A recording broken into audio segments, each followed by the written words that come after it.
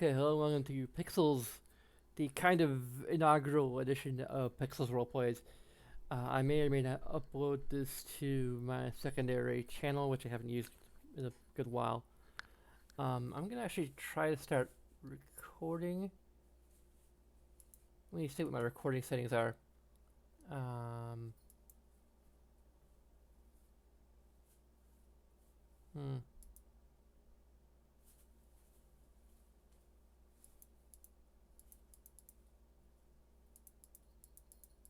I can actually change the recording.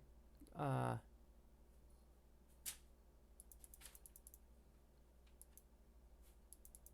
huh. Okay, well, apparently I can't actually. I'll have to like download it from YouTube and then upload it to the other channel if I'm gonna do that. Um, But anyway, I've come up with an interesting solution to the issue of a dice cam, which is to basically use my PlayStation 4's camera captured from my PlayStation 4, so we can have there'll be a slight delay. You maybe hear. Oh, and here comes Ellie with a possible slight delay there. Here. Wait. Hmm. Okay, the dice cam has become a cat cam.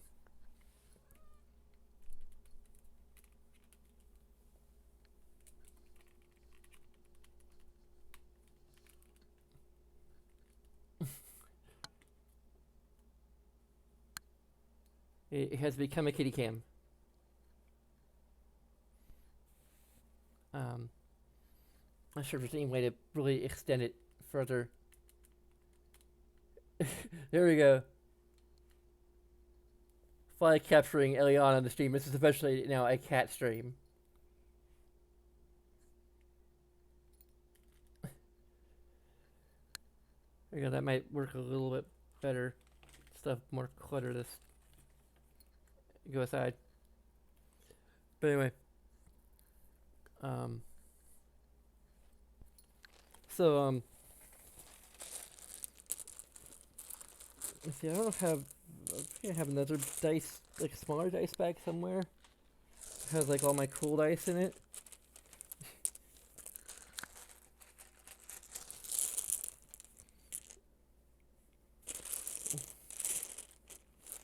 Yeah, I'm gonna have to see where I put all my cool dice. Oh, here we go.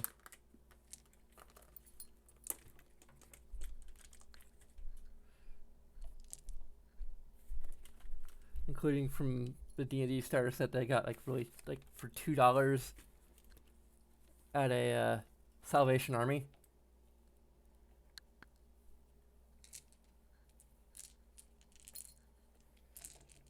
Here's my very first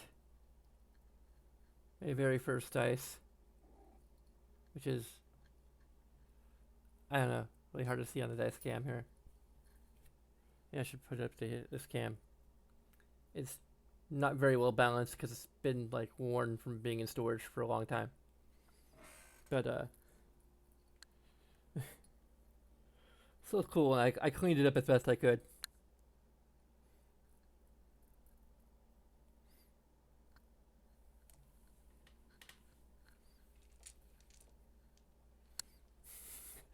Not sure what I'm gonna do with this kitty here, but I'm gonna mostly be using these. I'm not sure if I'm gonna be rolling up stats or not. Maybe. I only have my player's handbook with me. I need to grab that.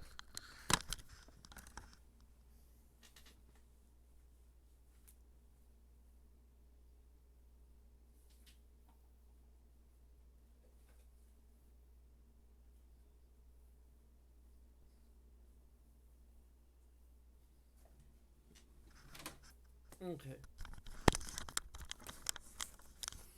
So this is my player's handbook. Let's see. Which printing is this? It's like 20th, 21st printing. Let's see here. This is actually the 10th printing. But this is courtesy of Wizards of the Coast, not sponsored. But basically, I got it like the very first edition, which I could go even further out of the way to grab that. These are not toys. I mean, they are kind of, but they're not kitty toys. But yeah, basically, if you were fortunate enough to get like, the first printing and or and it got torn up, you just send pictures to prove that you have a torn up copy, that the binding came loose or whatever, and they will. There's like a support page on Wizards website where you can go and request a replacement, and they will. At least with me, they send it to me like without even requesting the original back. So.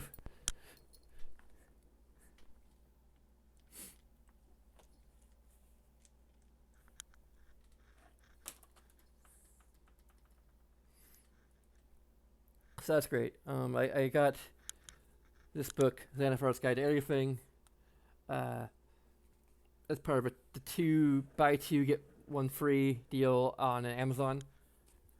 I also have Volo's Guide to Monsters, but I could be getting it for Christmas.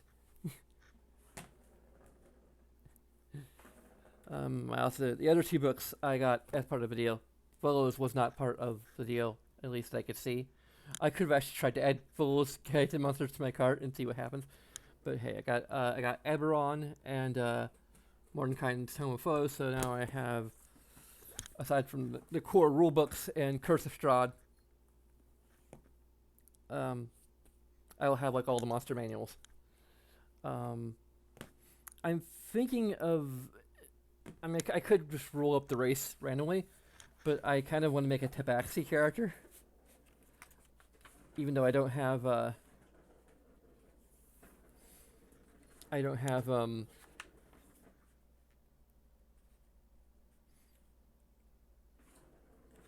Volo's God with me. I have the have other ways to access the Tabaxi rates stats, but I might just go ahead and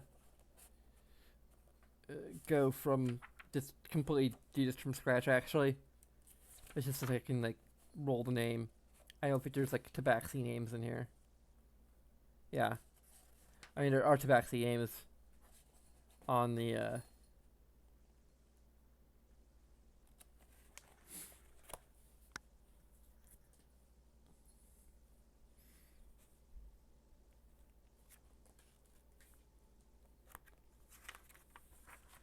So anyway, we're just gonna go through this step by step.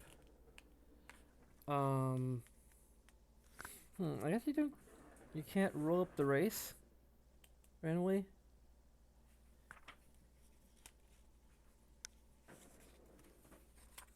Huh.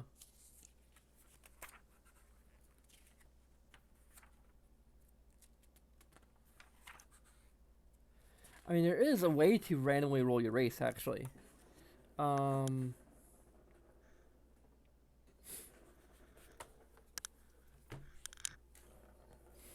Let's go to the player's handbook and reincarnate, I think. There we go. There's spell reincarnate, which is, if you're a fan of Critical Role, well, they can't see this here. Let me see if I can get it in the dice cam here. Here's reincarnate. This is probably the spell that was used on Not the Brave in the Mighty Nine campaign. Although, like, Goblin is not a actual option of the reincarnate spell. But anyway, the reincarnate spell is 5th level transmutation.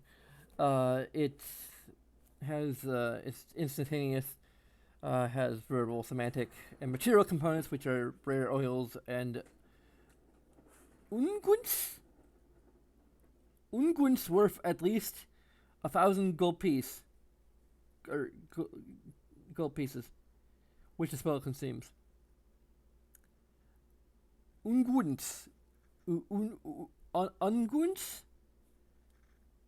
Whatever the hell those are.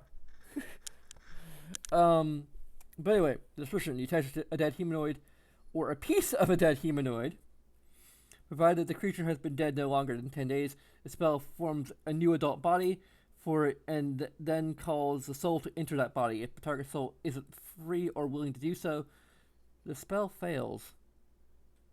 So that's maybe a little bit of a caveat to the whole thing that was done with not or modification.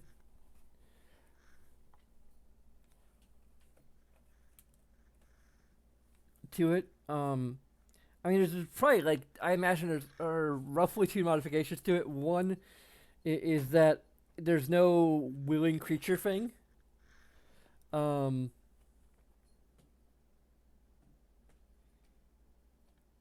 the magic fashions a new body for the creature to inhabit, which likely causes the creature's race to change, the DM rolls a D100 and consults the following table to determine what form the creature takes when restored to life.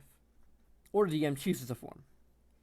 The reincarnated creature recalls the former life and experiences and retains the capabilities it had in its original form, except it changes its original race for the new one and changes its racial traits accordingly. So it's like you lose whatever racial traits you had originally and then add the new racial traits. So I think the target, like, not so what probably would have been free, but willing to, that's actually, like, open to somewhat interpretation in a way. Because it's like, is it willing to be resurrected or willing to be reincarnated potentially into a different body? But anyway, this is a good way to randomize your race if you just don't know what race you're going to be, or if you just want to do it like me, completely random. Of course, if you want to, you had to, like, modify this table to include other races, like from Eberron or Volo's Guide. I also think it's kind of BS that a lot of these, like, a lot of new races are exclusive to Volo's Guide, which is primarily a Dungeon Master's booklet. So if you want to play Tabaxi and you want to do so legitimately, hey, you gotta buy Volo's Guide to Monsters, or have a friend who, or a DM who owns it, and then consult that to roll up your race. And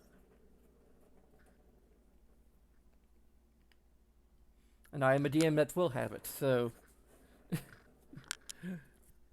and potential player, I don't know. But anyway, so this is, like, based, like, statistically on like, okay, so I have 2d10. Hey, no, you stay down here. We're gonna roll some dice, and we don't want you getting in the way of me rolling dice. Okay. We're just gonna do completely random, and it'll be a little bit of a delay because we're recording Elgato. Let's see if we can get it in the frame. It's kind of in the frame here. So that's 10 and 1, which I believe makes 11. So we are a... Ellie! You changed the role. Now we're something else. We've changed from a hill dwarf to a mountain dwarf. We'll go for original result. We remember what it is anyway. Yeah, let's just go with that. Let's go with the initial roll. I could do this tournament style and, like, make, like, 4 different rolls and then roll a d4 to determine which of the 4 rolls I go with.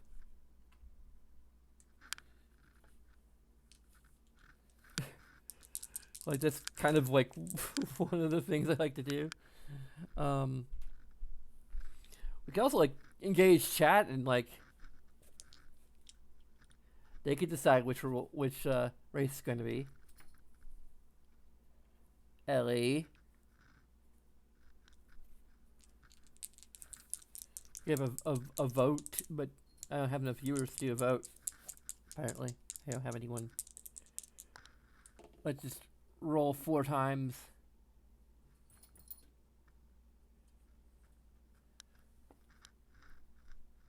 Let me see here. I'm gonna. Uh,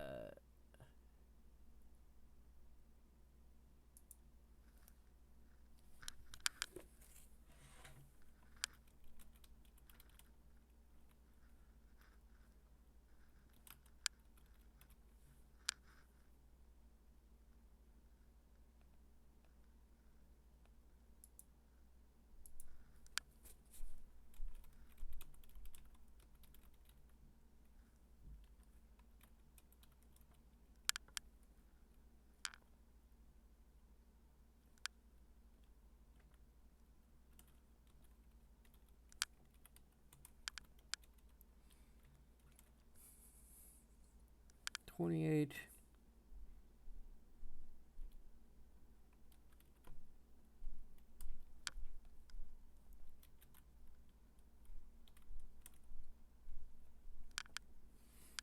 Okay.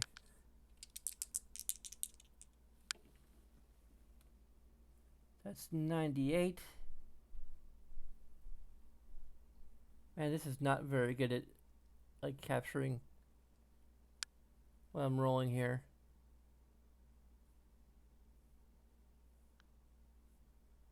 Can we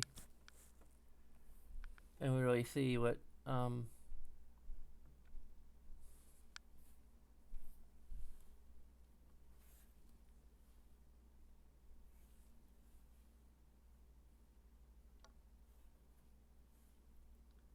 this one is really hard to see on the camera. Just trust that's a 98, which is a tiefling.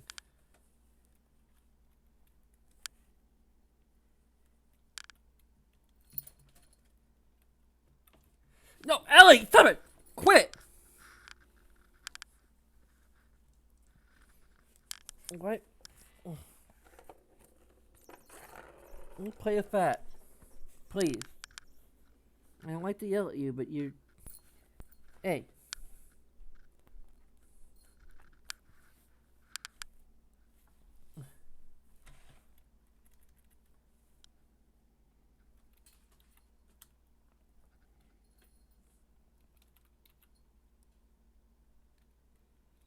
And 4, our 4th option is 89, I believe.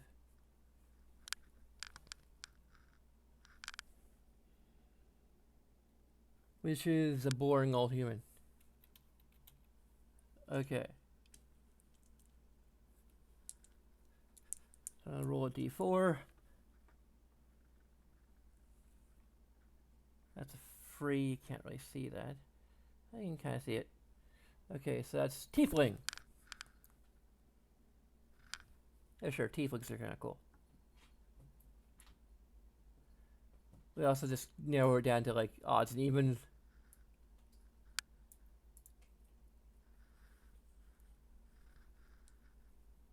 Like get 2, that's tiefling and tiefling.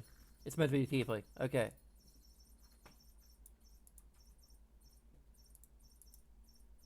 Also unlocks some interesting other options, so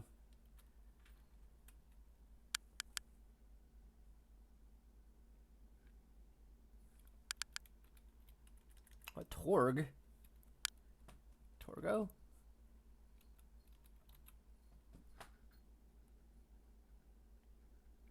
You're tiefling. Okay.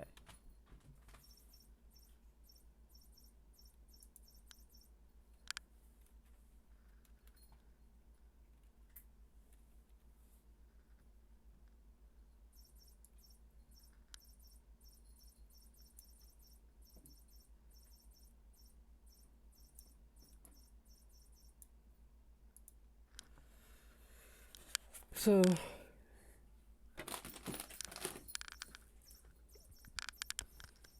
time to break out Xanathar Guide, and of course my frickin' Big 62 or something. I have bookmark, but then I close the book. I take the bookmark out. Because I'm a moron.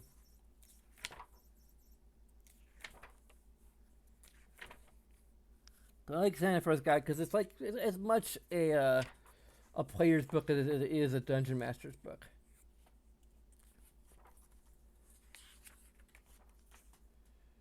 Whereas like Follow's Guide is kind of like, just from the title of it, it seems to be a monster, a new monster manual. But then it has all these races in it. That you can, all these new playable races in it. So it's like, yeah. So these are ideas, not rules. Yeah. Okay. So I can roll a D100 to determine whether I know who my parents are or were, or not know who my parents are or were.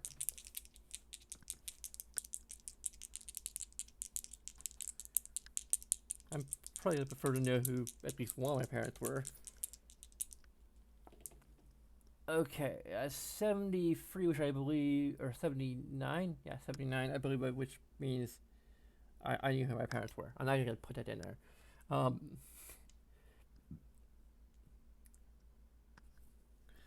So, if I have tiefling parents, I need to roll a d8.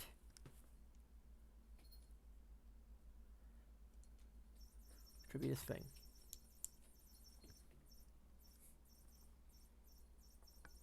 That is an 8. I don't know if I could really zoom in here. All this feels weird. Like, okay. I'm gonna open my fist. See, that's how much delay there is in the, I don't know if there's any, like, thing I can...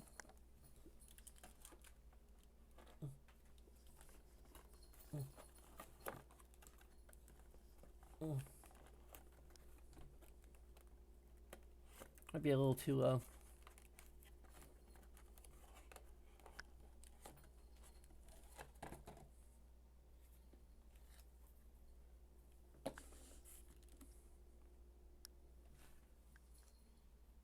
There we go.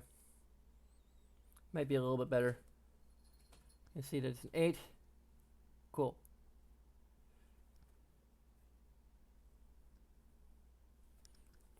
Got a DVD spindle thing. So anyway. Tiefling parents. So, one parent was human and the other was a devil. Huh. I just had the idea of having a tiefling who had, this is an area where I could kind of, go off of inspiration.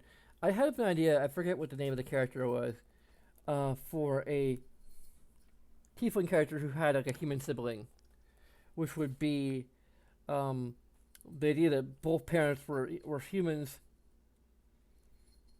and their infernal heritage was dormant until I came along. So I actually have,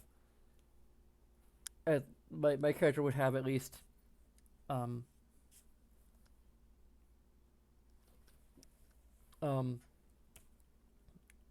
one sibling that is non-tiefling.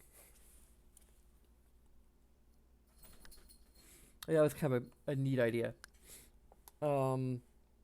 Apparently the other was a devil. What kind of devil? We don't know.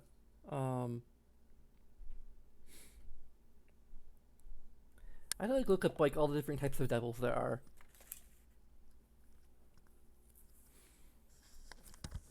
Now I need to like grab my monster manual.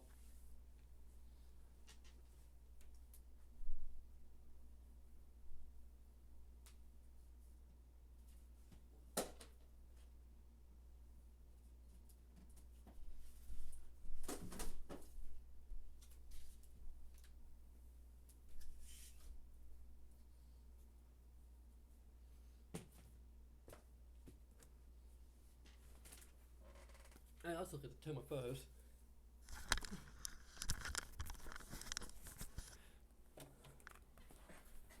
I don't know if the Tome of Foes includes any additional devils.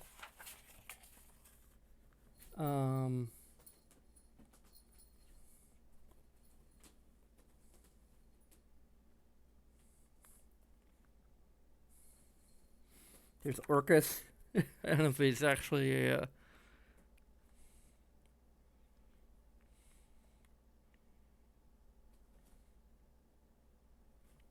It actually has Demogorgon in here.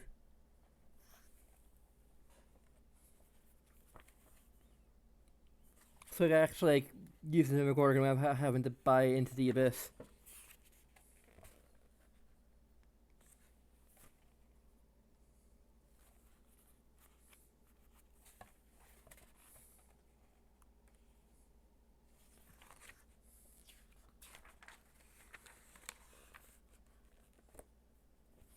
There you go, here's the Demogorgon.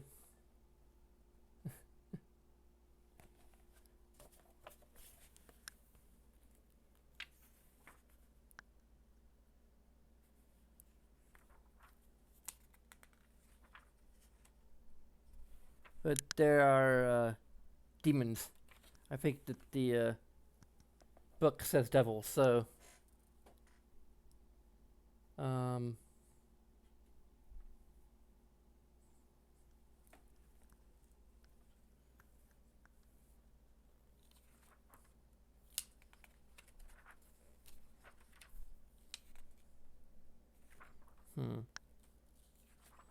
lots of demons in here. Kind of like want to make use of my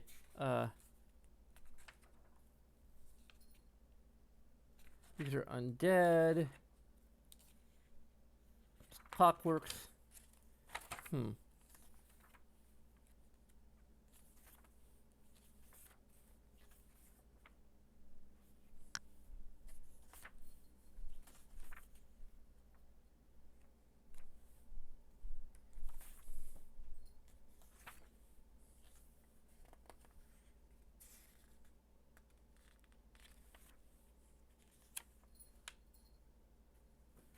Here's the Darrows. Oh, here we go. Here's the new devils.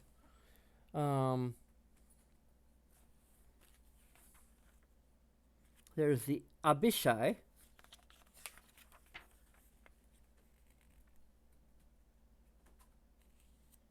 The Umminzu. These look I mean, they look cool, but they, like, why would anyone want to procreate with any of these? There's a Hellfire engine, which is a construct.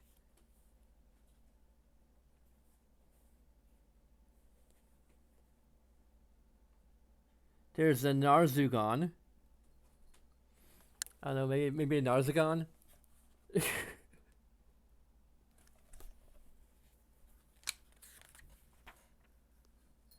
Ooh, yeah, this is definitely what it was. Here's their father and or mother. But it looks like it could be a mother. Yeah, why not? There's Archdevils. A Bale. Garyon, there we go. Good old Gary.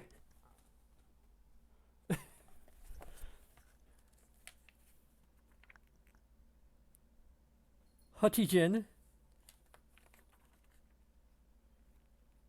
A Moloch.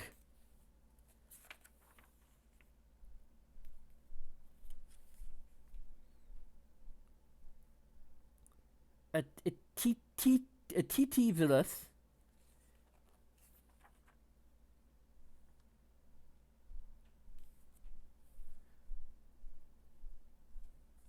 Azariel looks kind of cool. I think that would make it mother. I think this looks feminine to me.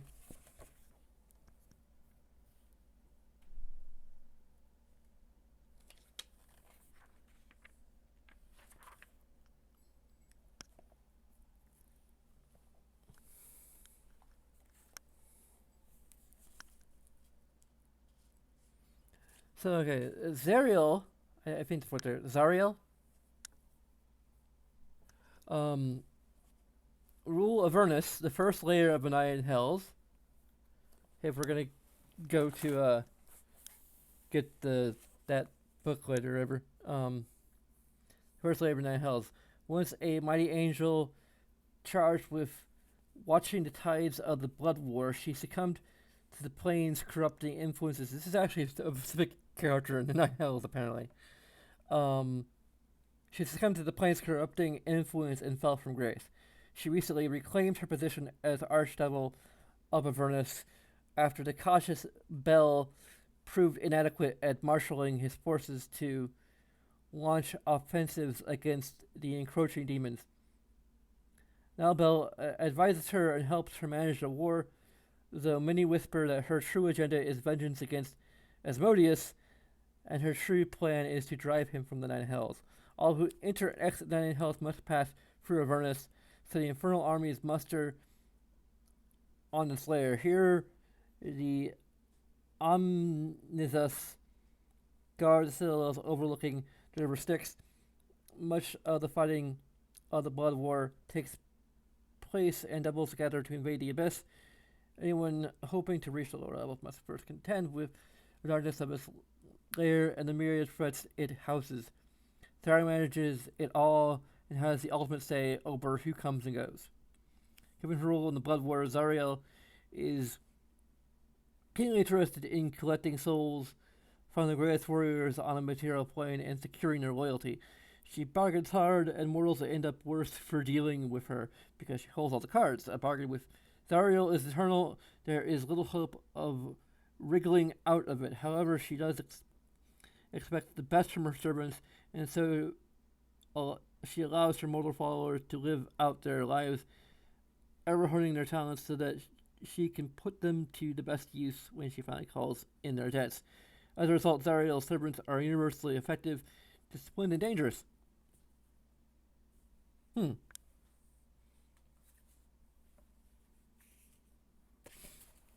that's one potential option, but we could also just consult the vanilla monster manual. Because it might seem a little crazy to have it be a specific and influential devilly character, so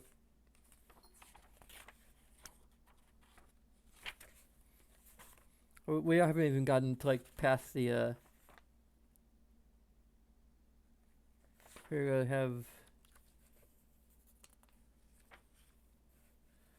here's the devil section. Barb devil, bearded devil, bone devil,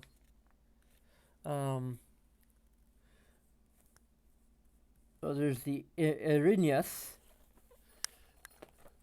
which look pretty cool.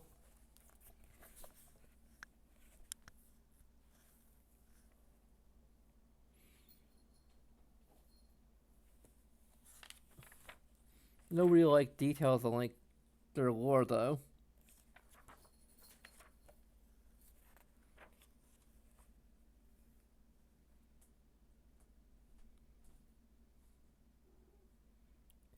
Yeah, there's archdevils.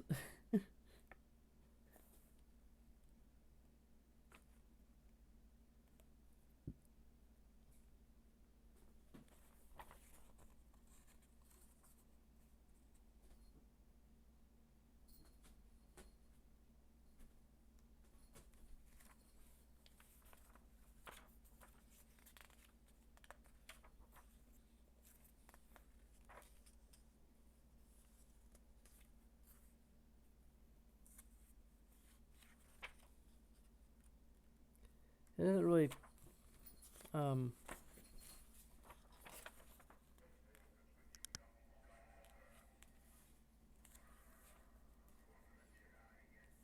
it had a little more war on their Yes. I could probably Google it. Well, that's it. Then it skips straight to dinosaurs.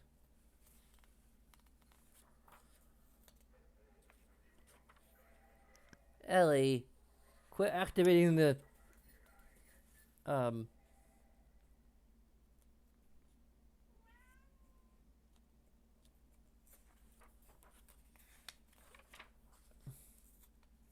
Oh, there we go. Here we go. The most beautiful and striking of all lesser and greater devils, the Arinyas are first and disciplined warriors, sweeping down from the sky as they bring swift death to creatures that have wronged their masters or defied the edicts of Asmodeus. The Arinyas appear as male or female humanoids with statuesque builds and large feathery wings. Most wear stylized armor and horned helms and carry exquisite swords and bows. A few also use ropes of entanglement to ensnare powerful foes. Legends tell that the first Erinyes were angels that fell from the upper planes because of temptation or misdeed. Erinyes are always willing to take advantage of being mistaken for celestials in their missions of conquest and corruption.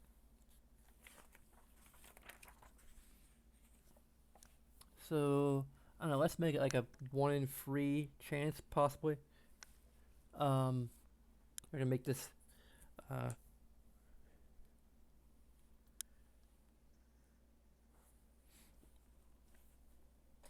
it was just a regular Erinyes, or if it is in particular Zariel. We're gonna make it weighed toward Arinyes because so basically 5 or 6 is Zariel and 1 to 4 is an Arinyes. I guess I could go with even more with male and female. So like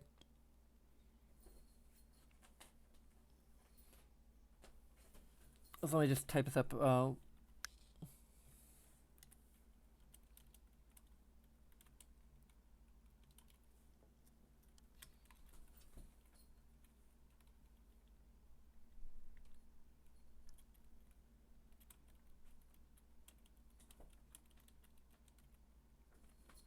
Or let me see. Actually, let's say.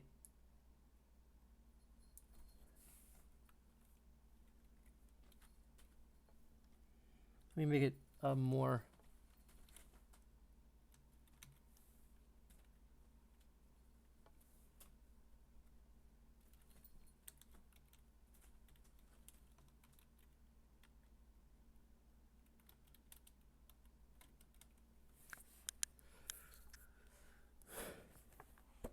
Five or 6 is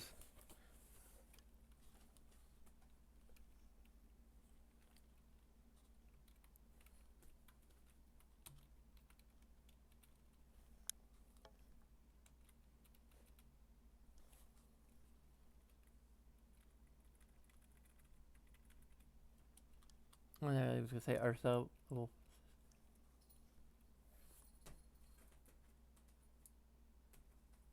there you go.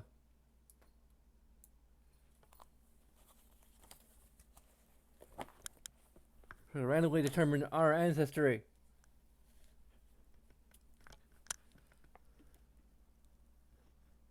Ooh, we landed on 5. Let me see here. Can I?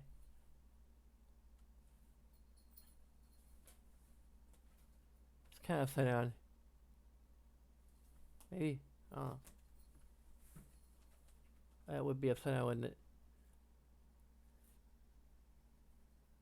It's also kind of backwards now.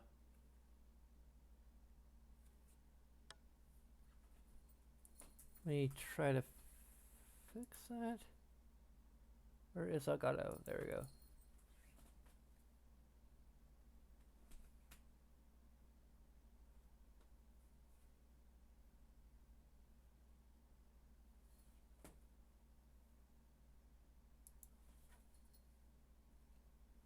There we go.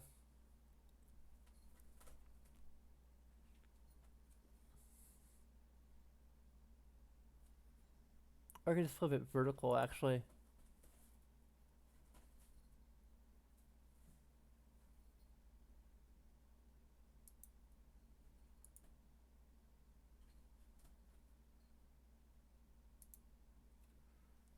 That way. There we go. A little closer to my perspective there. Let me see here.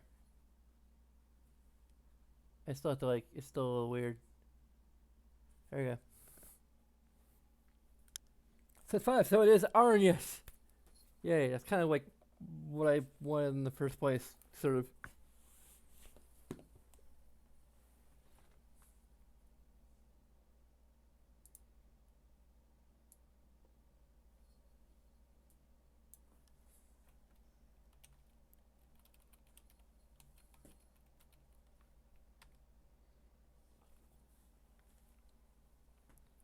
So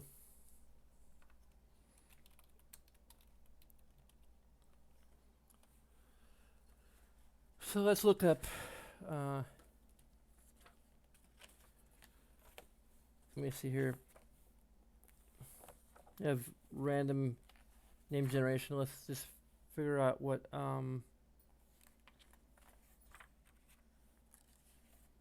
our human names are.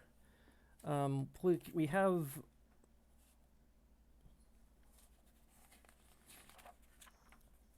Oh, we can.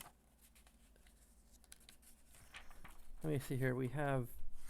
I'm going to decide which table we're going to be rolling from. So I'm just going to open up a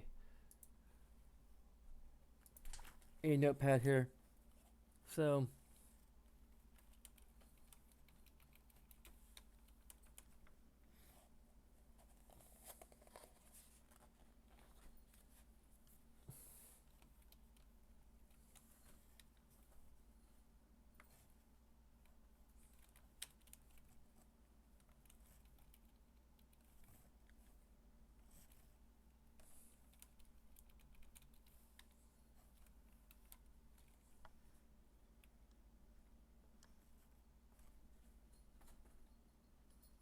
I know. We have Egyptian.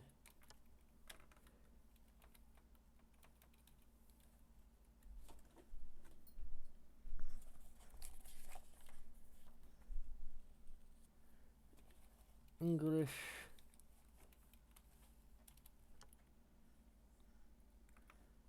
French. 7. German.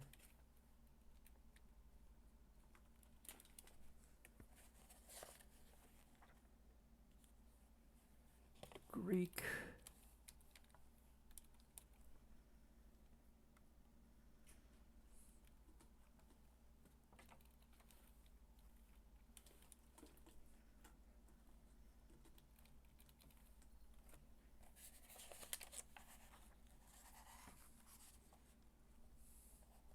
Oh, we have a lot of different like things here. Mesoamerican.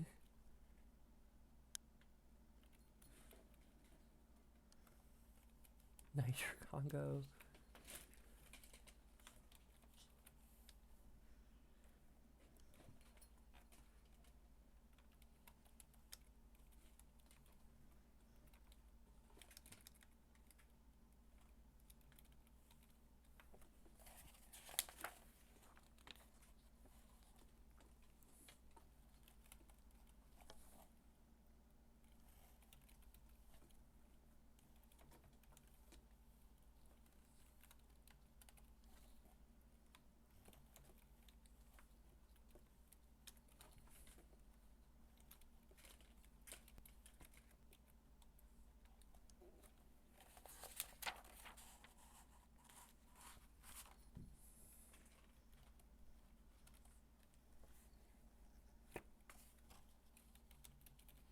Okay, so we have 17 options. So we're just gonna roll a d20, and if we roll an 18, 19, or 20, we'll just re-roll.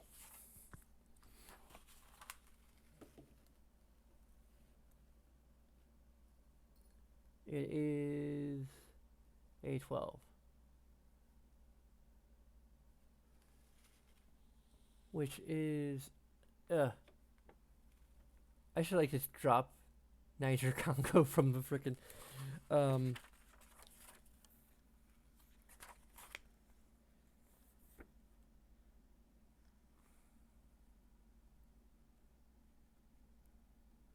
I don't know. There's some interesting names in here.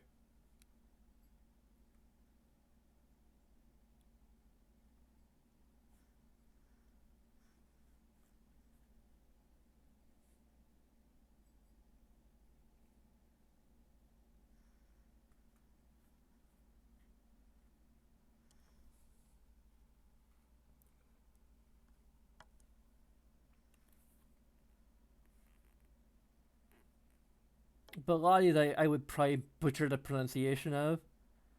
Aside from like Baraka. My father is Baraka. Has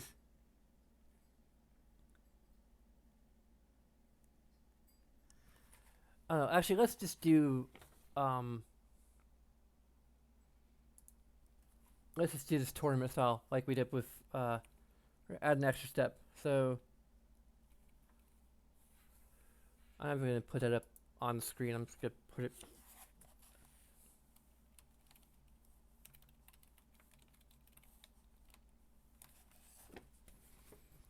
Gonna narrow it down to 4 options. 17. So Spanish. Might even narrow it down to 6.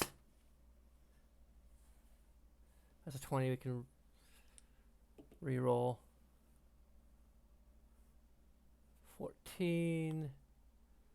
That's Polynesian.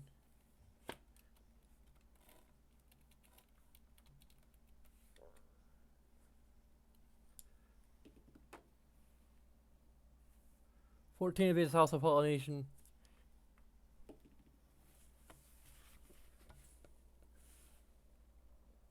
That's 6, which is French.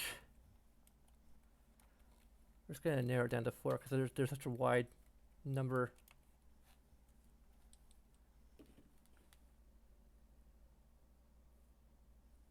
That is 4.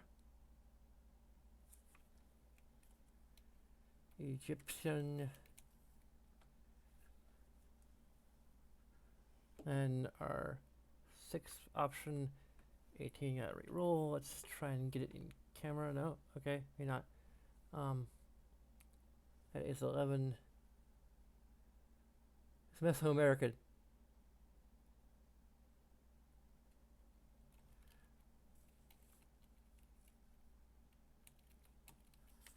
Let's actually go for 8. I want to try and get like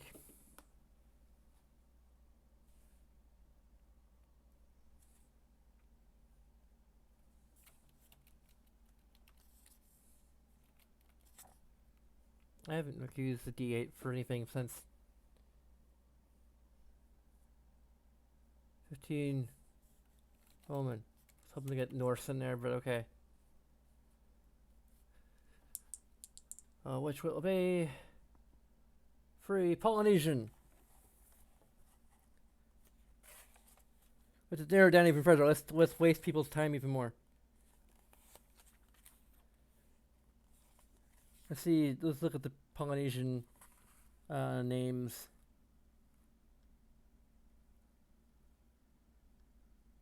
Oh, come here not. Let me re-roll.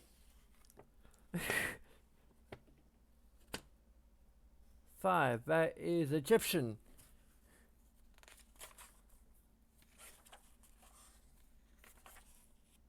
I mean, I should just go with Norse. We should just pick. Be Imhotep. I don't like any of these options really. I was gonna go with like either Japanese or. Let me just go like with. Let me actually narrow it down to like ones that I'm interested in. Let's. I should have done it in the first place. So. I'm thinking like English.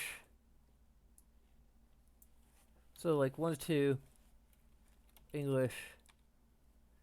3 to 4. Japanese.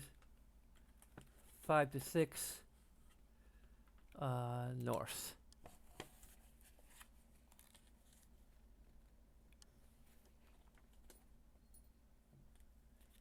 And if it'll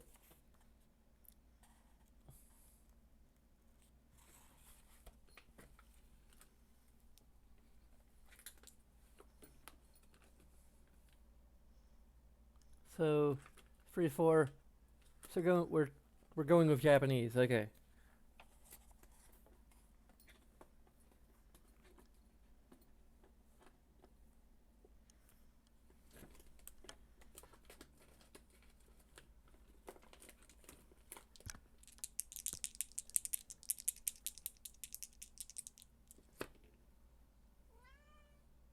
So that's 2. Akio.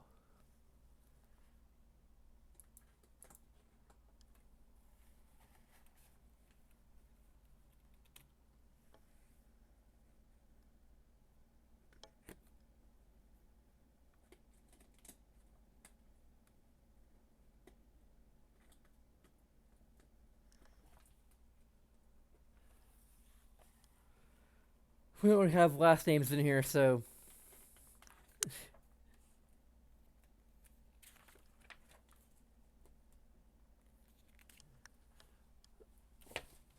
I'm just gonna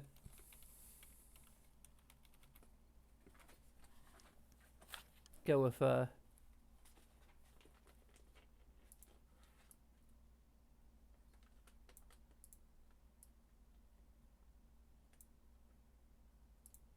you go.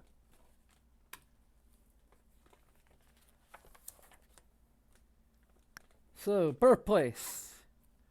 Kind of rolled 800 again. So let's actually get like into the meat of things here.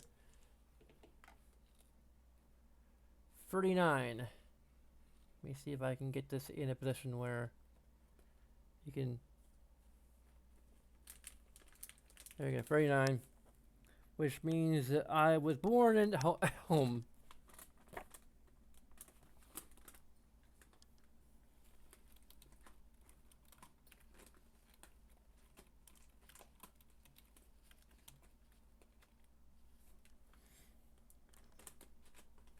Born at home.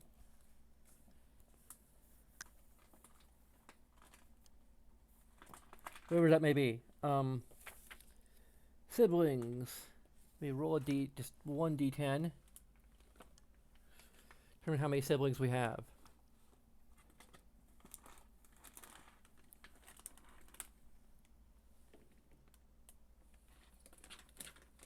So we rolled a 9, which means we have one. We're gonna roll 1d8 plus 3. So we have lots of siblings. Ellie, no, dang it! There's no food in there. I'm just using that for the code.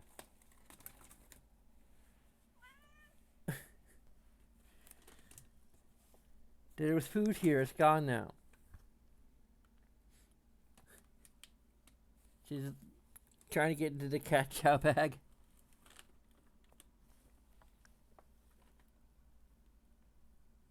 Let's see, where is our D8?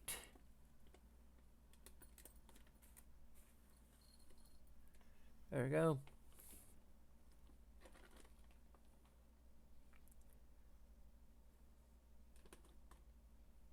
So that's 8. We have 8 siblings.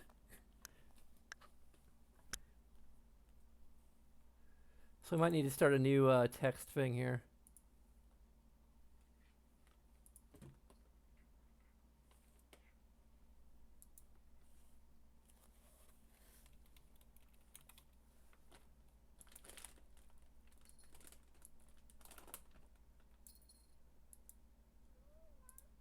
Okay, I have to like go to each of these things.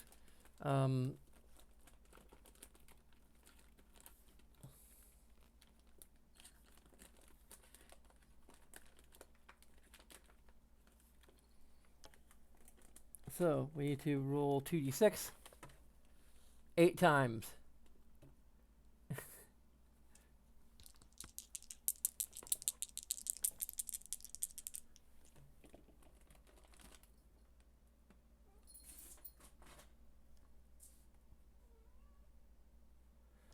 So that is 6.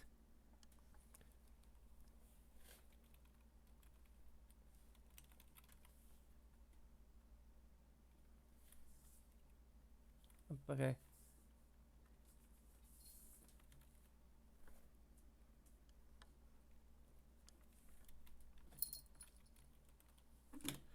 No, Ellie!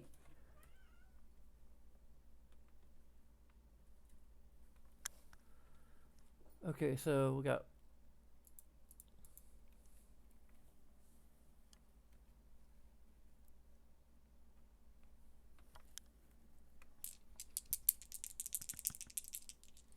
I'll go into full detail.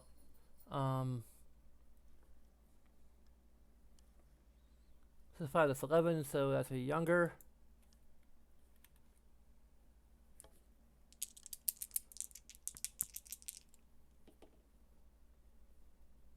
Ten.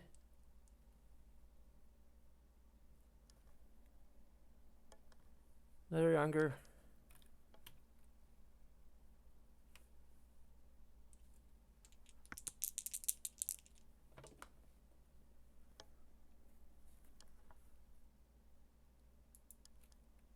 Older.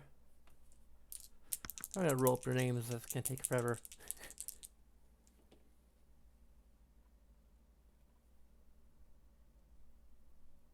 8. Yeah, another younger. That's 5 so far. I could roll up names, I guess, maybe. I don't know.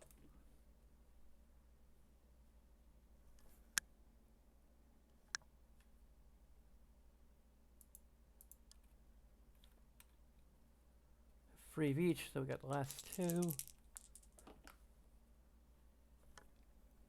8, that is younger.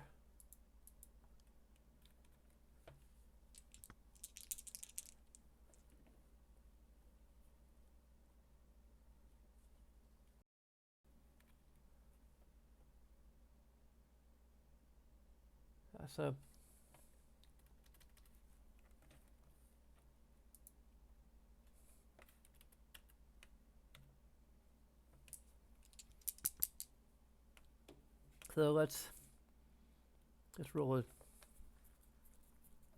I'm gonna roll. Let's just roll 3d4. I should get. Let's find another d4.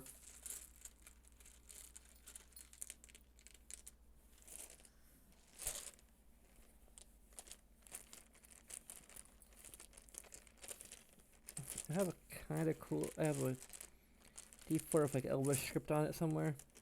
Or a set of dice with Elvish script. I should probably want to dig around for it because it's like the smallest thing. Okay, we're just gonna roll 44 twice.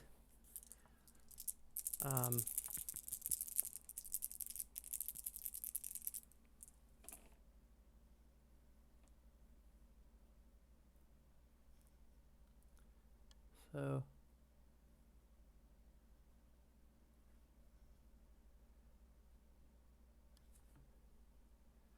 this is a 4. So I think even is female, odd is male. So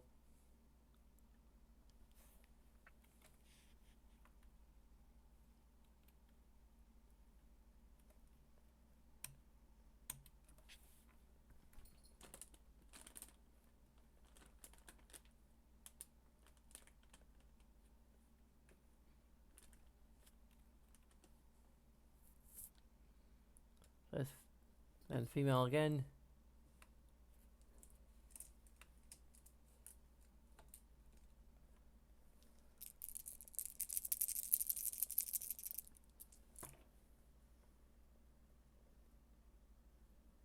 So we've got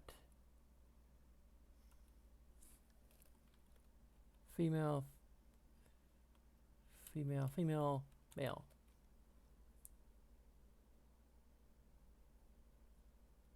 So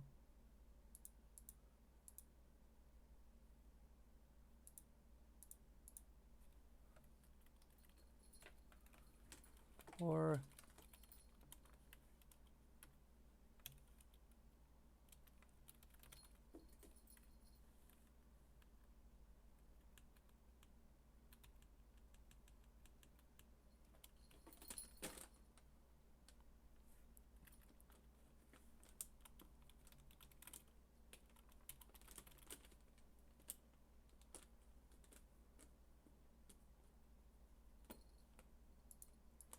and no twins. Or at least we're not a twin. Not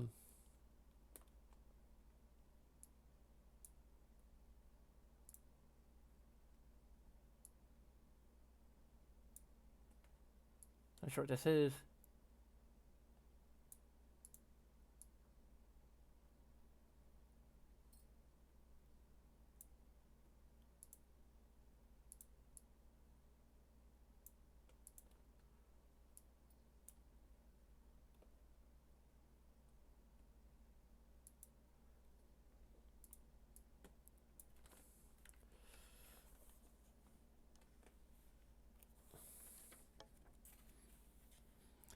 Absent parent.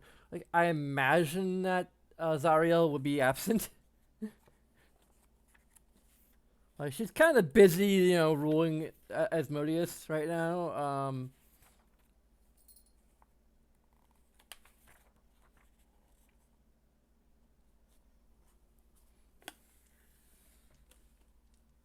Let's work on the names of each of our siblings. Our older sister, our Anai-chan, is 92. Or is that 60? That's 92. Okay, 92.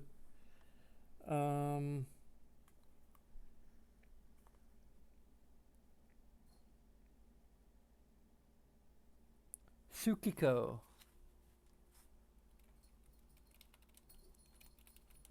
That's gonna.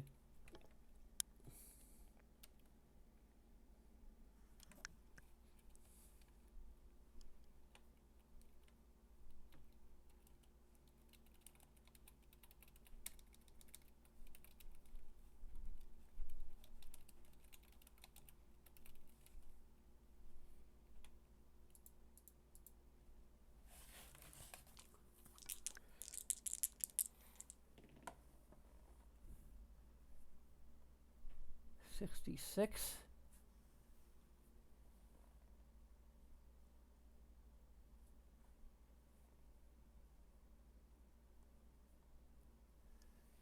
Which is Usamu.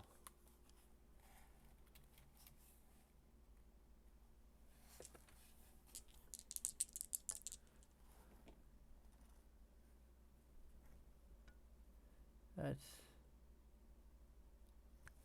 85. Takeshi.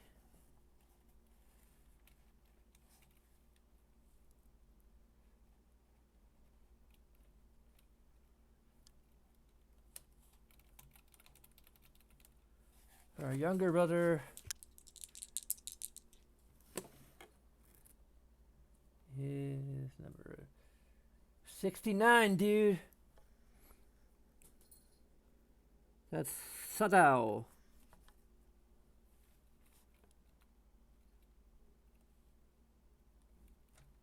So now I got like 4 younger sister.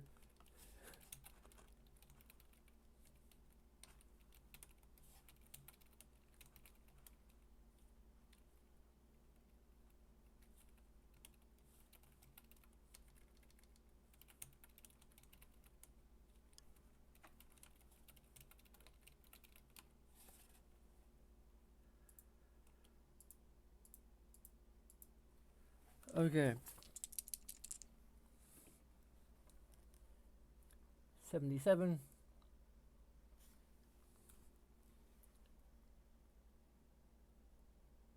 It looks like a 10 from here, but the 70 is up. There we go. 77 is Ray.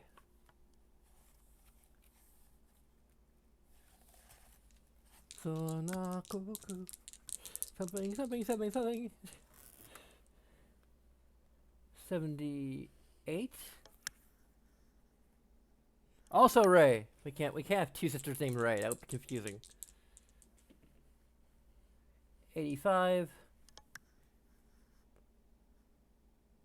Shinju.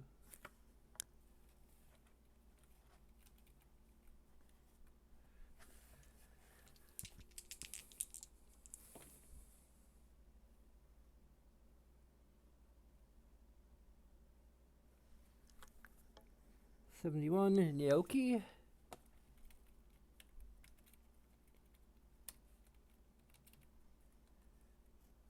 And actually, what is up? What our name be?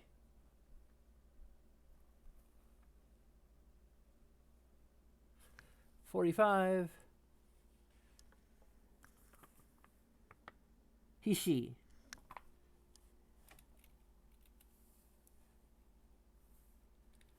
We gotta figure out what our name is. We're gonna name all of our siblings before our innumerable siblings. Before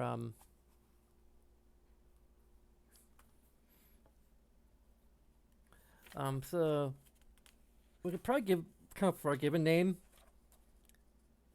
Huh? There's actually like proper names like beyond just like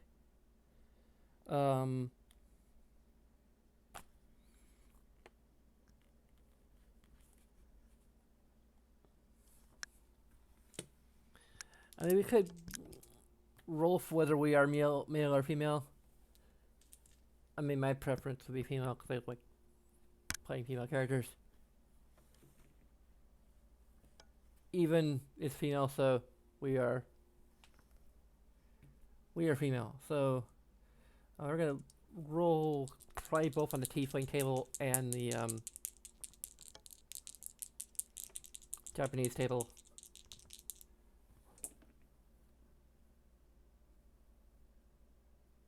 So 31 is let's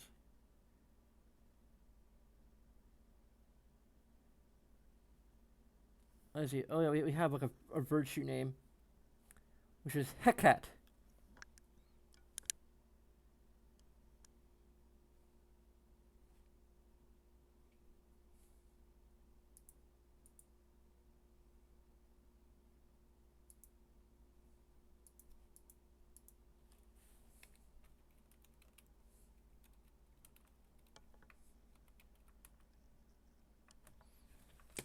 And what is our virtue?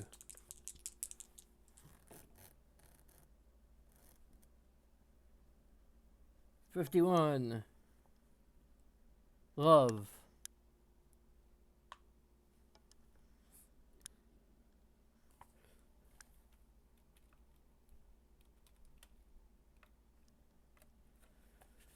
And let's see, we can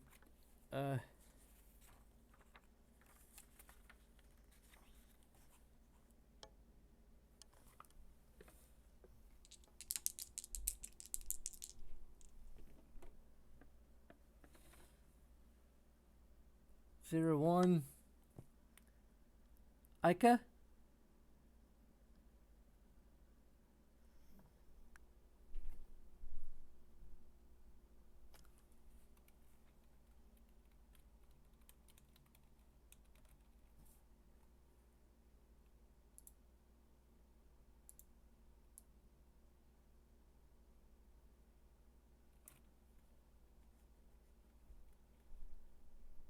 Hecate? We are a he-cat. I could also like roll on the tiefling female table again. You can tournament style this. That's a 41.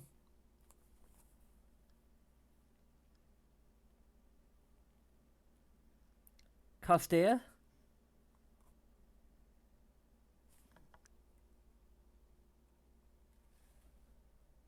Yeah. It's like a much as I like.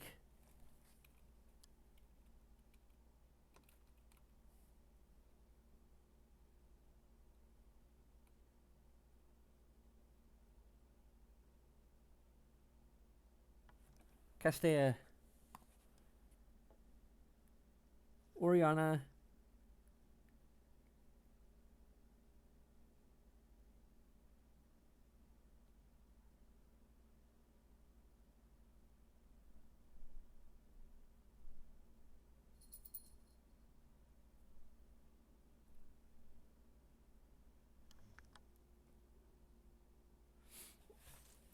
Let's roll one more time just to see what.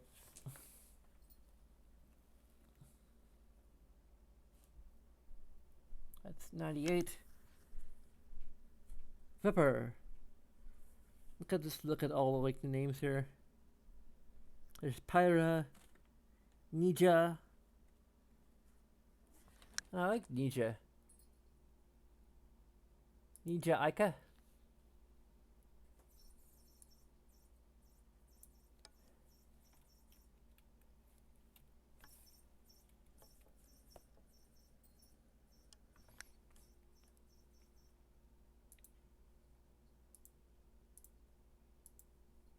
Nija also sounds like the most kind of Japanese-ish of, or more Japanese-ish of the.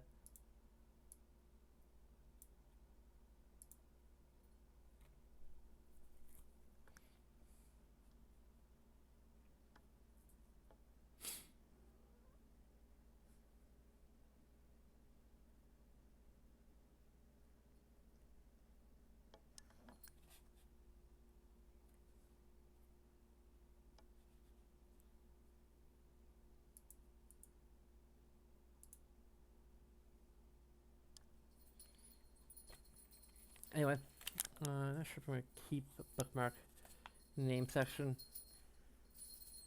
Oh. So, family.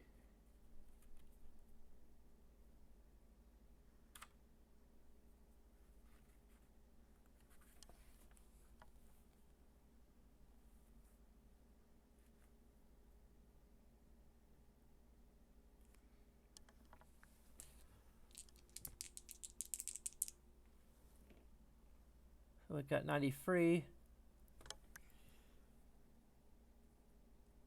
which is mother and father.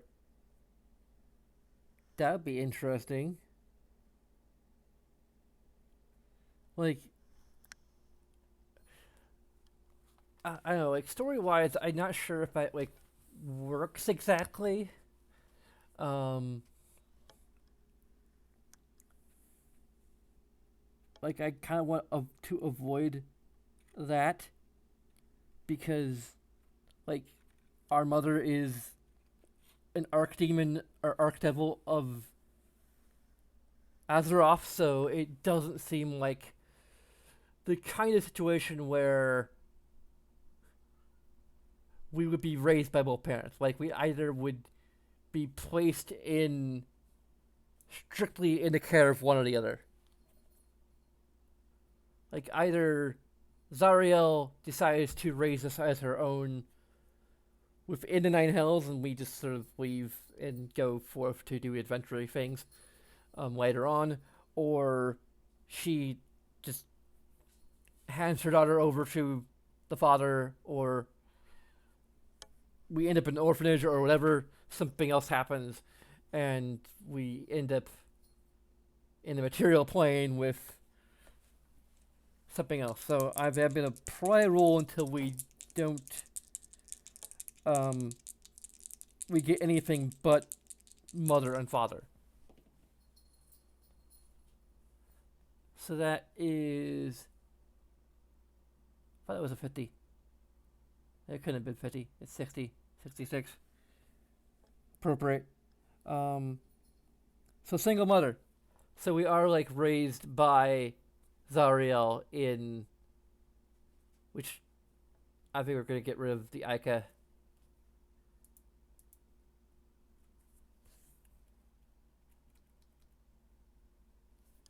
But we might even get rid of the Miyazaki because like we wouldn't know. Now here's the question: are our siblings from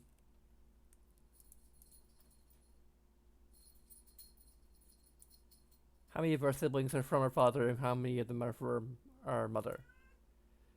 It actually might require us to rename some of them. I'm not sure how exactly to balance this. Um,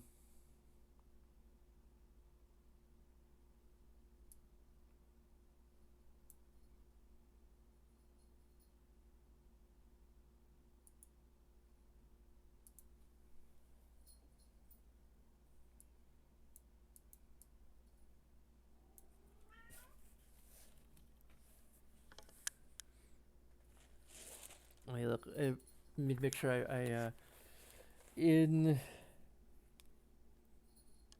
Avernus.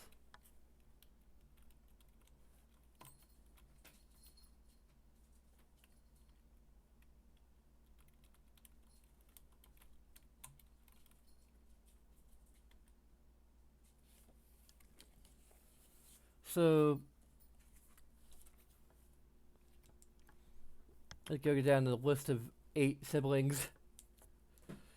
I guess odd is fellow tiefling, even is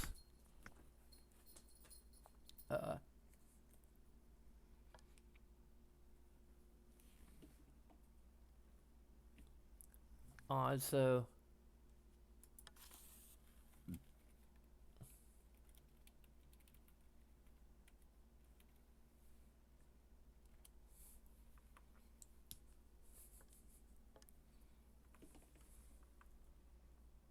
another tiefling.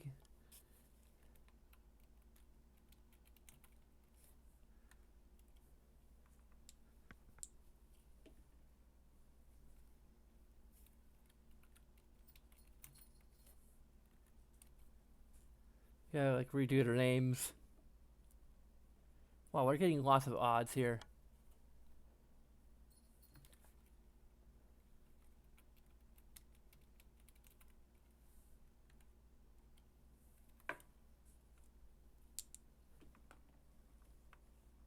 Oh, come on.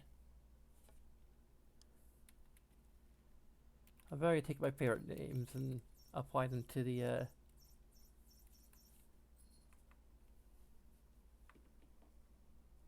Wow, I'm just getting odds all around.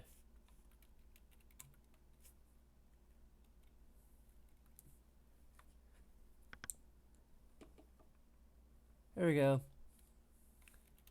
You win.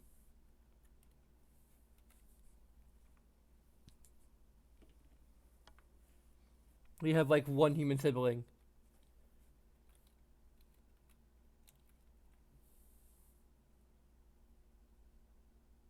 So we gotta like roll up 7 different tiefling names.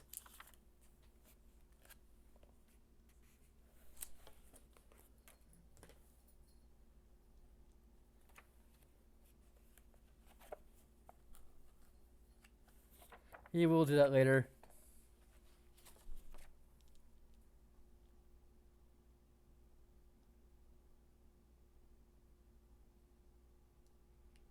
So one of our younger sisters, Naoki, is human, and everyone else is tiefling. I'm not sure it was like fair to say within D&D lore that Zariel likes to just consort with human men.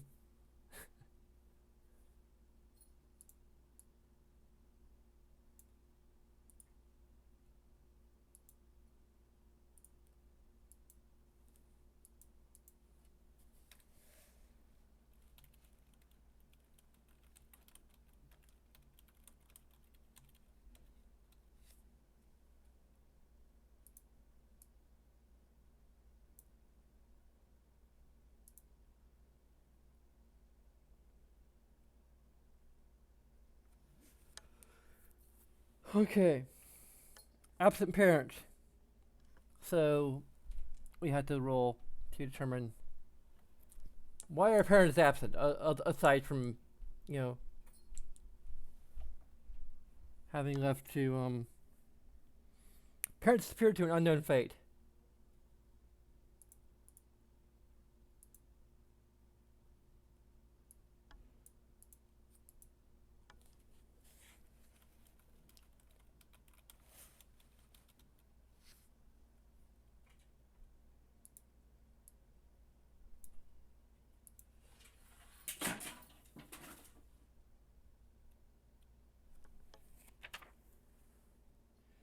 Family lifestyle.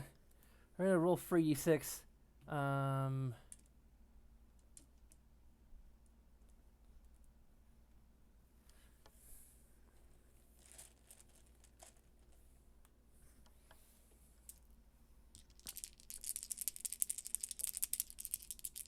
I mean, granted, given that our mother's an archdemon, we probably like are aristocratic just by default.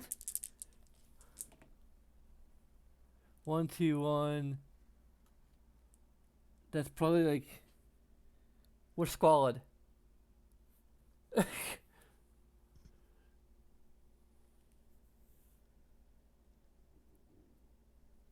I don't know. I imagine that since our mother is an archdemon of Asmodeus or Asmodeus, not Asmodeus, whatever, Avernus, right there. I put it up there. Um, Avernus, like one of the chief ones. I didn't even bookmark her. Damn it. We've got to like bookmark our mother here.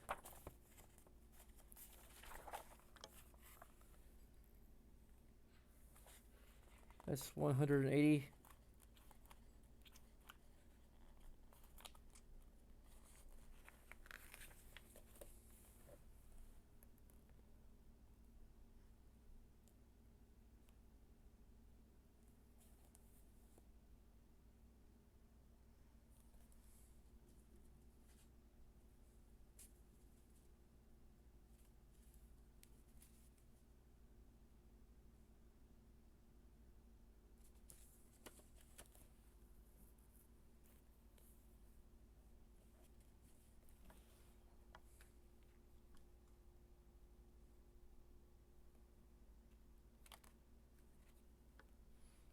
Um,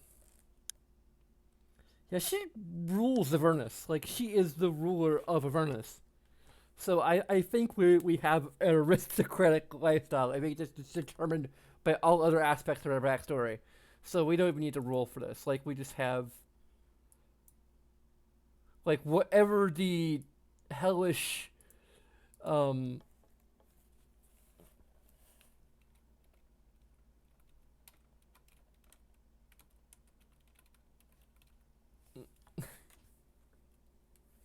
whatever the hellish equivalent of aristocracy is let's see. We had the final lifestyle modifier which is plus 40. So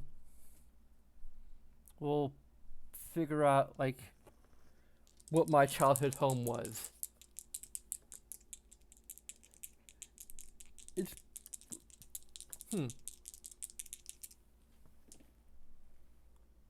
Ooh, 93 plus 40, which is like probably 111 or higher. So we like rolled good. What would it have been if I went with Squalid? It's minus 20.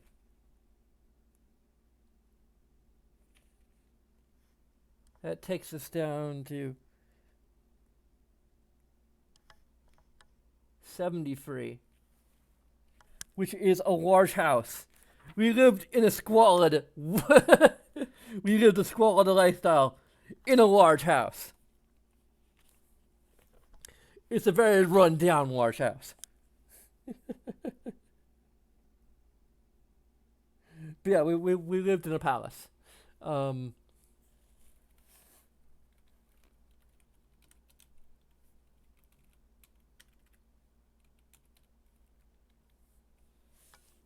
Lived in the palace. Childhood memories.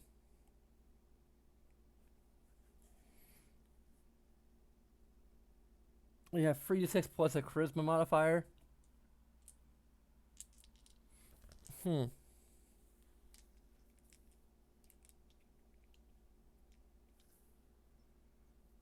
We need to actually like roll up our character now, sort of, possibly.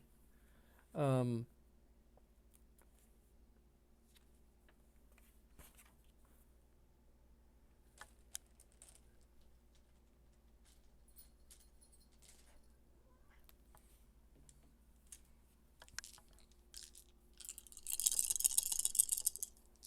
But I don't know what what our actual character class is. We have to like actually go to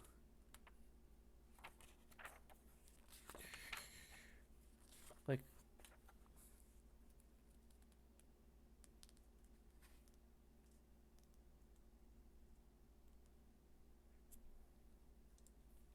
let's roll up our class first.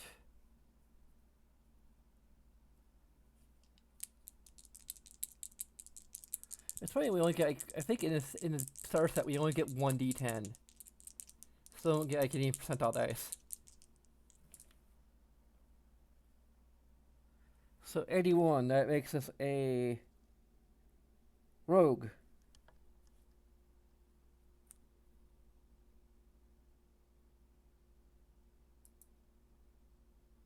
Let me go ahead and just like instead of race tiefling, we'll make it tiefling rogue.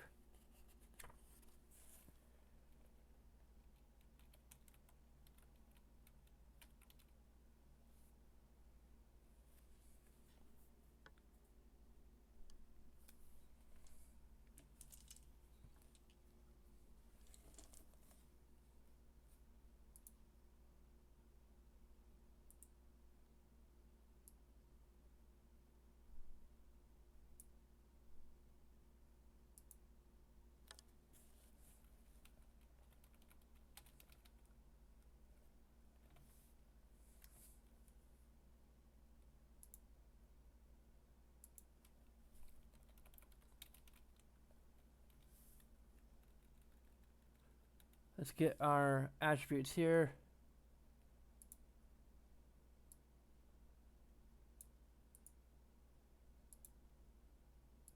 And then get our write down our rolls first. We're gonna do 46 drop below us, so that's 12.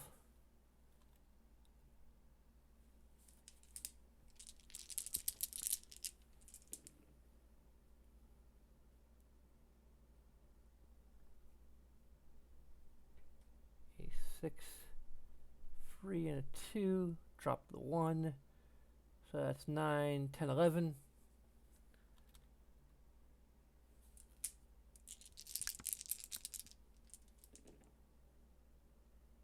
So 5, a 5, 3 and a 2. Drop the 2, 13.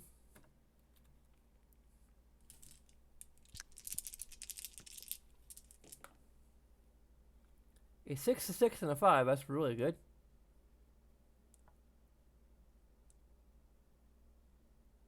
That's 17, I believe. Maybe. Let's see. 6, 6. 12. Yeah, 17. Either gonna go into Dex or Charisma.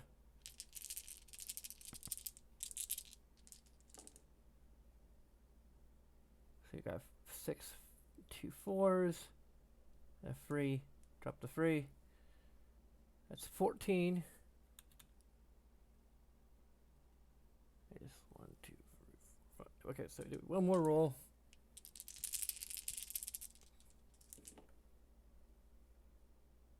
Okay, we drop the 1. We give us leave us with a 5, a 4, and a 2, which makes another 11. Okay. Let's grab our player's handbook here and look up tieflings.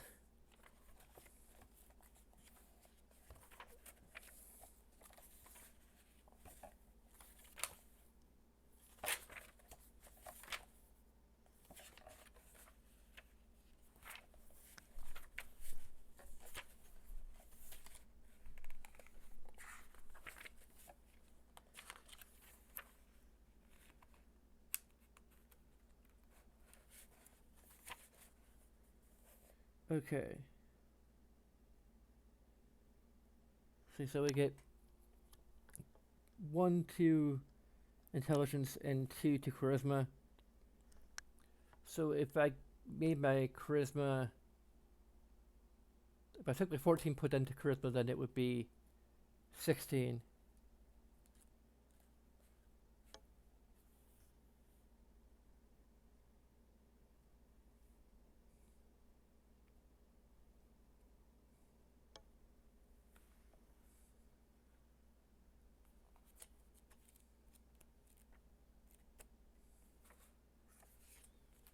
Let me see here.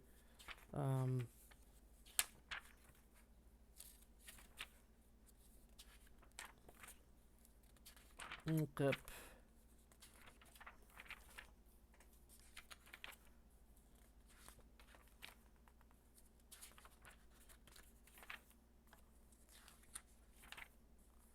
Rogue.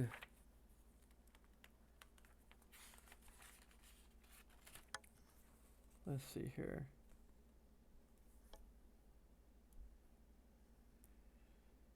So the Dexterity should be our highest ability score.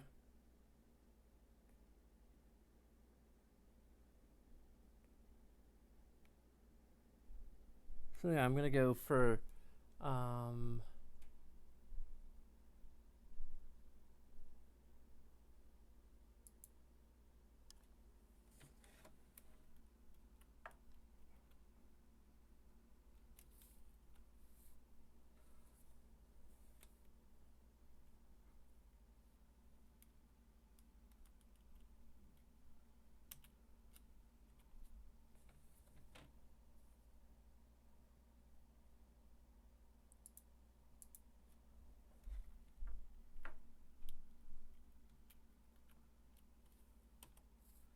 intelligence.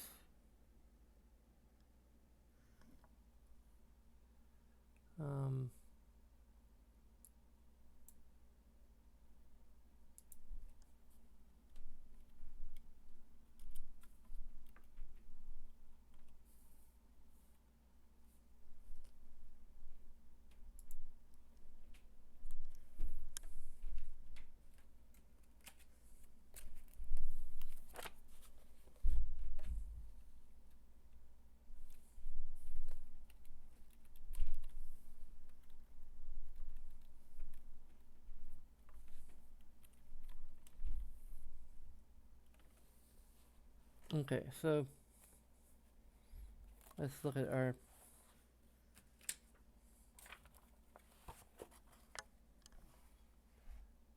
so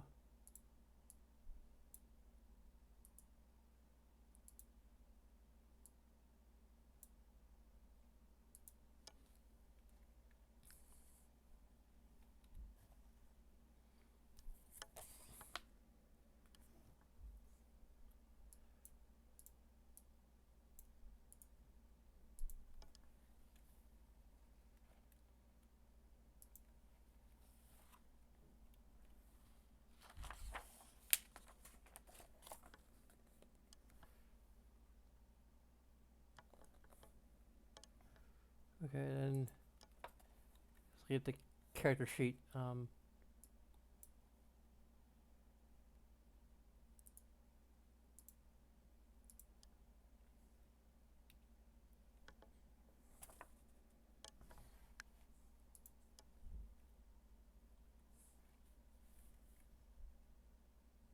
There we go. So our intelligence increases of 14 due to racial bonuses, and our charisma increases to 16 thanks to racial bonuses, if I remember it correctly. Yeah. And let me see what that puts our modifiers at.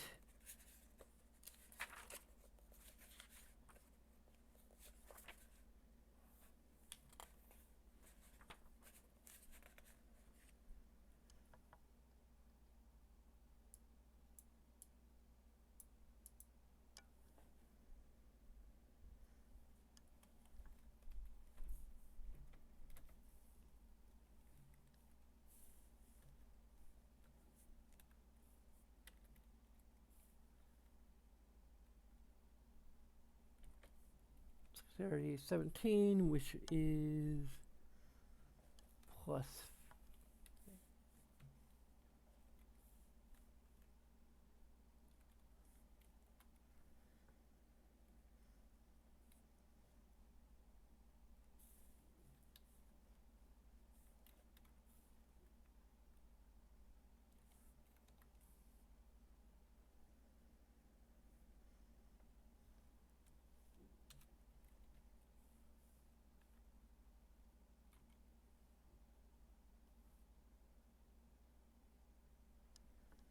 11 wishes.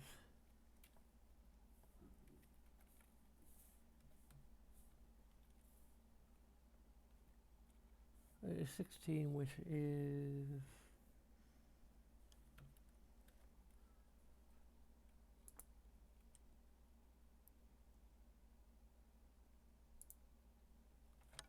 okay. Those are our attributes.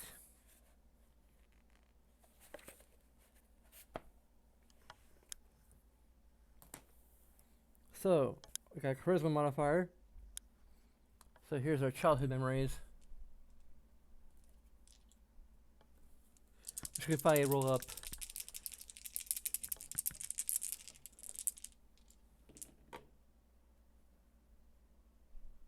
That is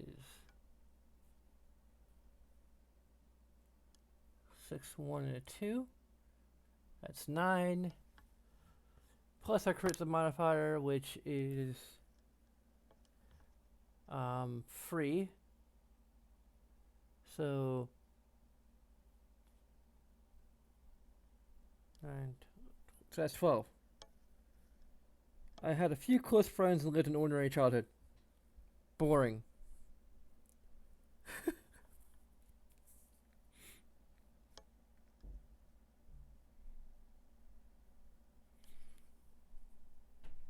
Let's just roll this one more time because again, it kind of doesn't make sense for a frickin'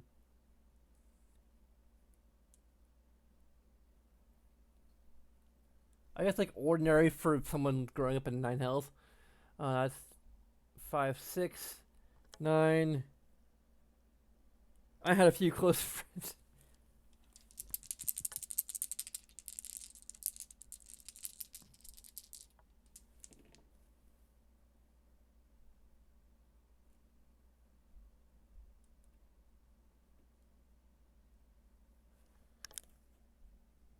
That's 11 plus free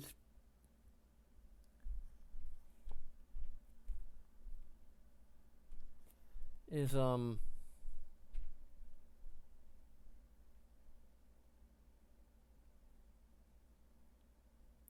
free.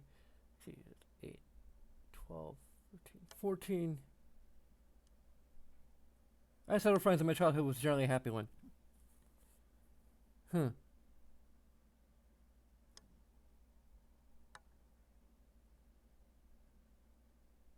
guess it doesn't like really matter that much.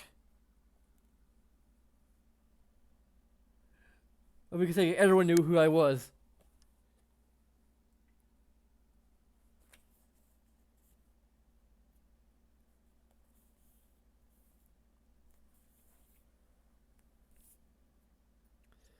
Anyway, background. Probably noble.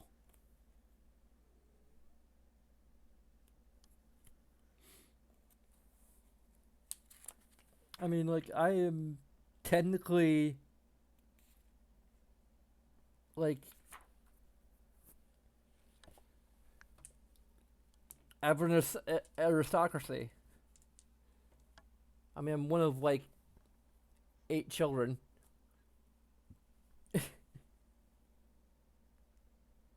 So I might be that special.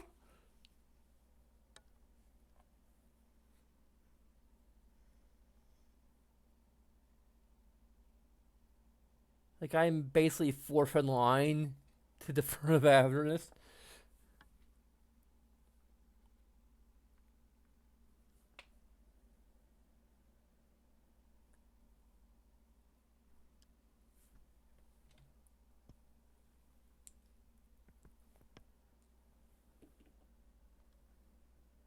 Okay. I became noble because I hope to increase my family's power and influence. That's not possible. I mean, I guess in a way, like, we're going out into the material plane, so maybe we're hoping to increase our influence in the material plane.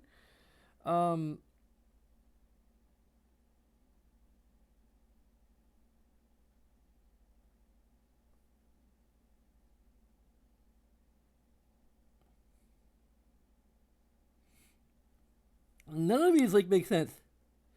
I mean, I guess I hope to increase my family's power and influence might be kind of. I'm not gonna like make a note of that. Um,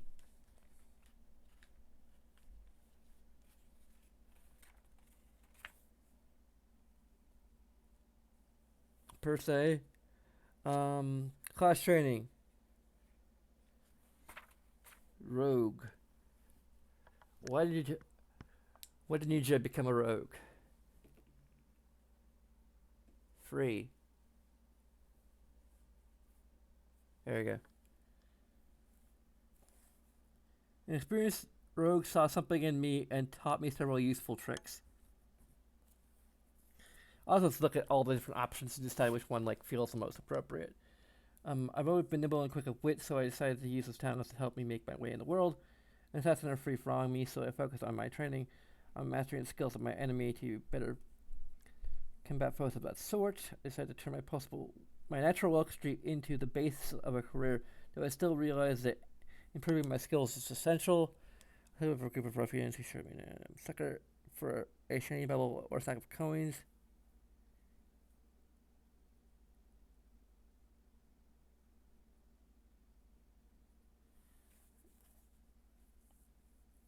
I don't know.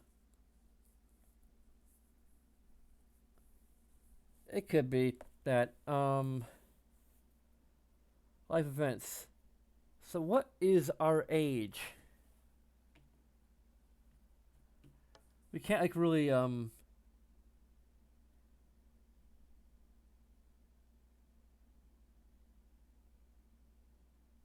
we can roll for our age. Cool. Or what our age range is. 76. Or 41. I don't know if I want to make that quite high.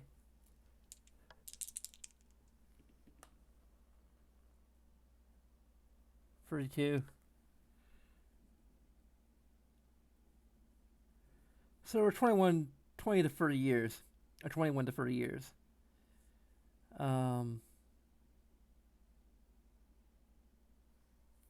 That's probably actually just the range I want to be in anyway. For what our exact age, let's see. That'd be a D10, I think. So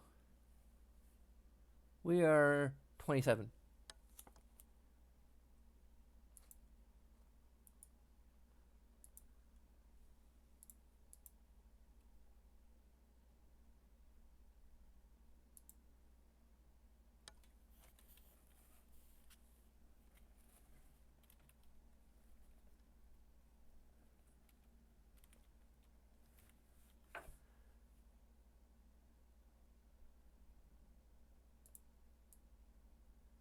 I think I could get rid of our father's name because we probably wouldn't know what it is.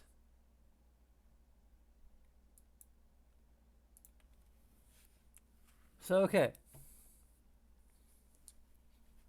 How many life events have we had? 1d4. Oh, we have 4. Cool. We have 4. We have the maximum number of life events that we can have for our. I mean, I would imagine that we would actually have had quite a few life events.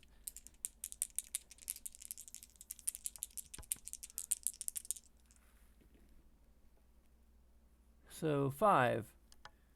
We suffered a tragedy. Then we're going to make a new.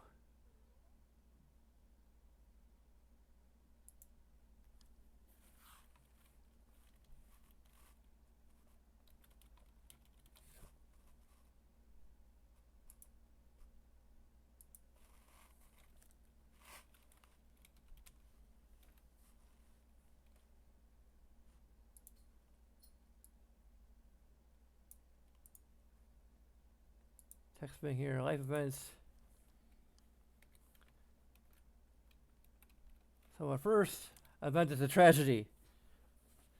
Like, how could a tiefling living in Avernus possibly suffer a tragedy? It's a D12. Okay.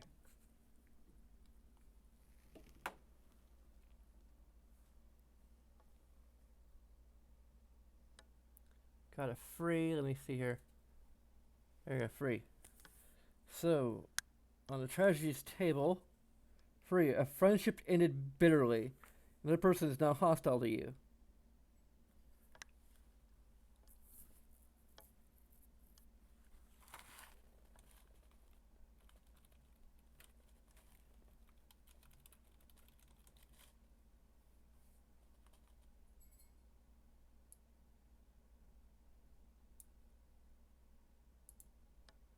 Also, I might want to like add a drop shadow to this if I can.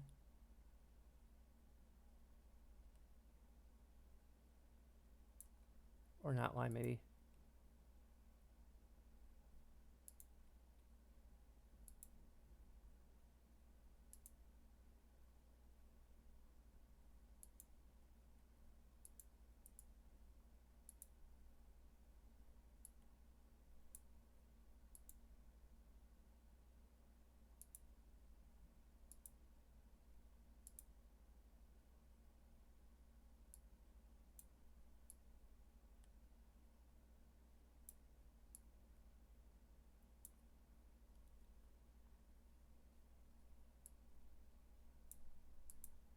Okay, so that's our first life event. It was a bitter ending friendship.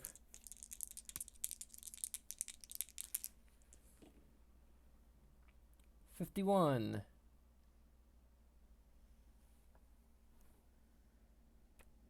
My time working a job related to your background.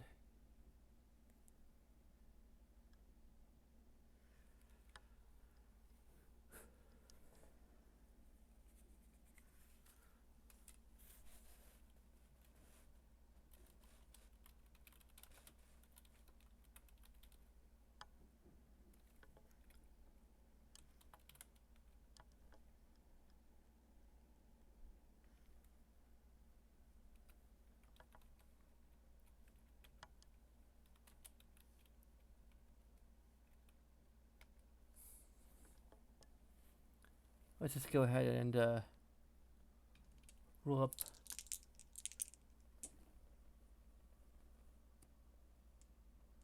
We have 9 GP.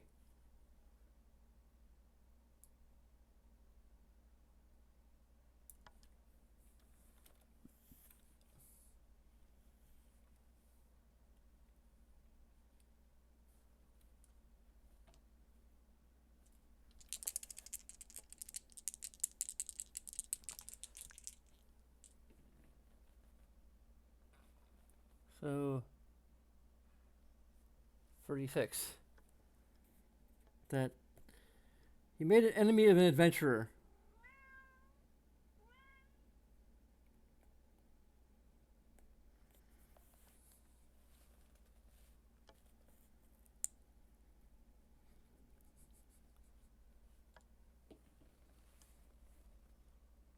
Okay.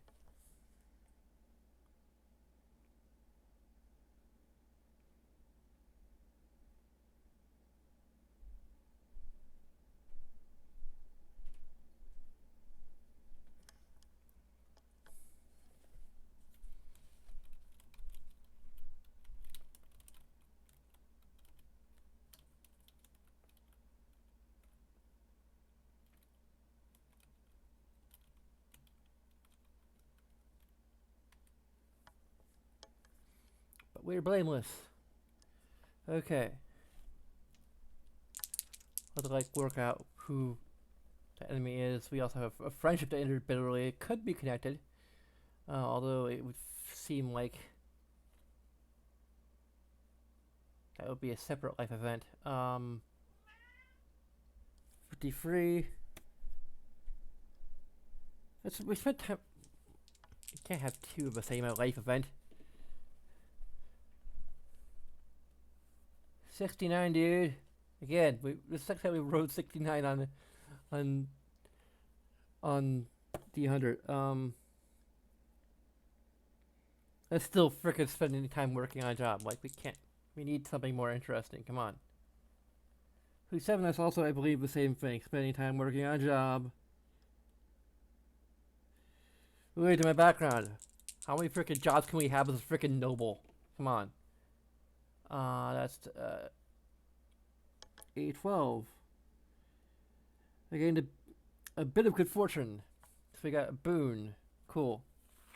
Can roll on the boons table.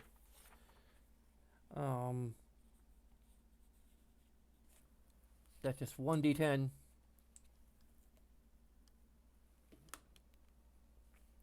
That's a 2. Can we see that? There we go, 2.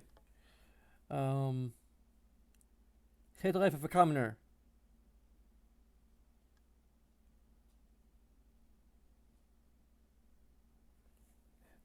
Save the life of a commoner. Now it owes me a life debt.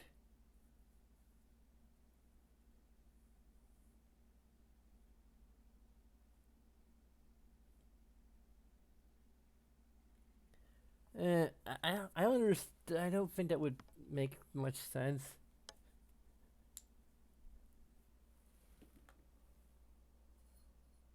See, 8. A potion of healing or a flask of acid.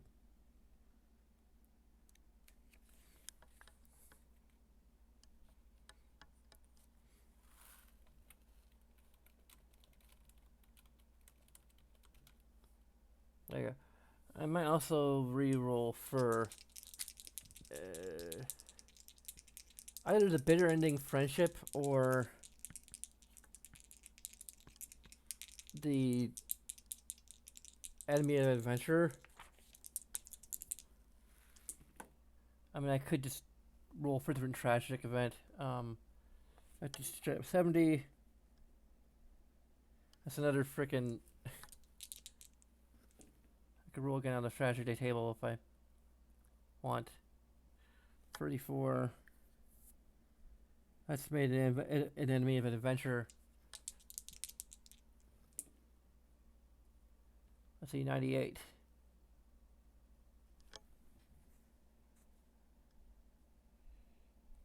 I encountered something magical.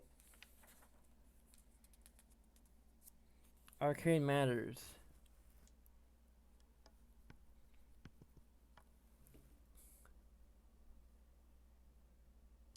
Six. I was affected by teleportation. I was affected by what the heck does that do? Being affected by teleportation magic.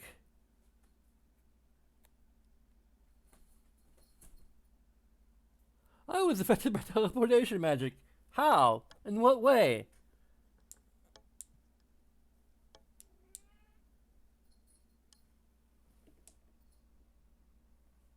Four. I drank a potion of the DM's choice. Let me see. I'll just look for the. I was charmed or frightened by a spell, injured by the effect of a spell. It was a powerful spell being cast. Check a potion. Had a spell scroll and succeeded in casting the spell it contained. Okay. Turn invisible for a time. You identified an illusion for what it was. You saw a creature being conjured by magic. Your potion was read by a diviner.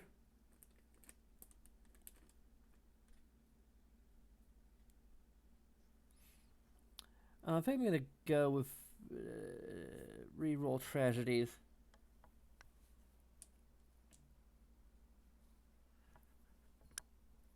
I did like roll for a tragedy, so let's go for. I thought it was a 7. Like, let me see. A tragedy. A trial of blight in your home community caused crops to fail. What kind of crops exist in Avernus?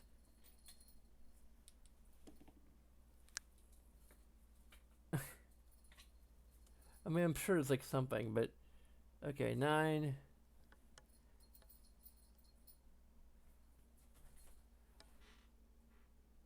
Yeah, the camera's at a really weird angle, so it looks like it's on 10. I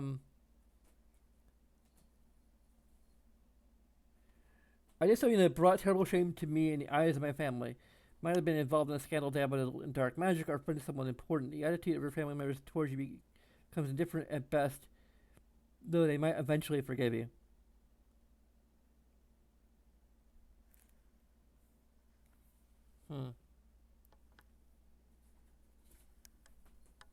What can bring one family member or close friend died.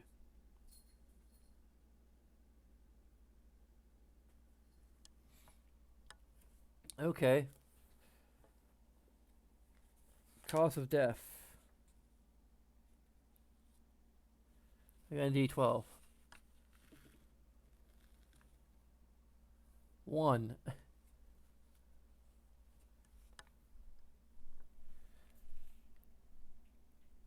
Unknown.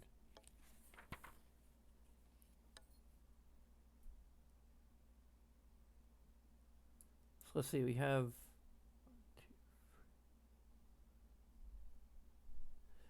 exactly 8 siblings.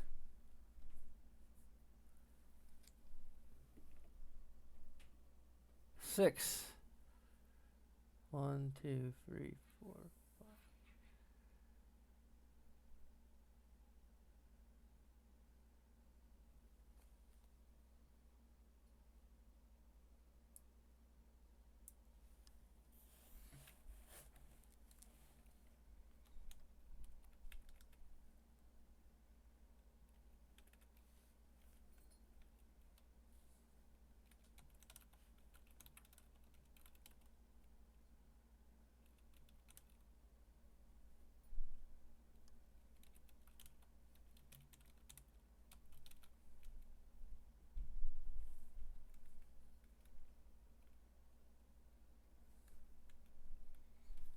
I'm just gonna say this died mysteriously.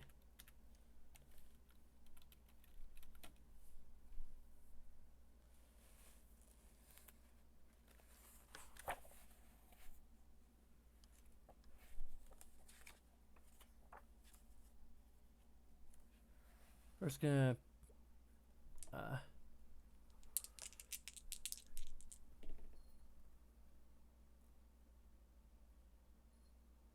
64.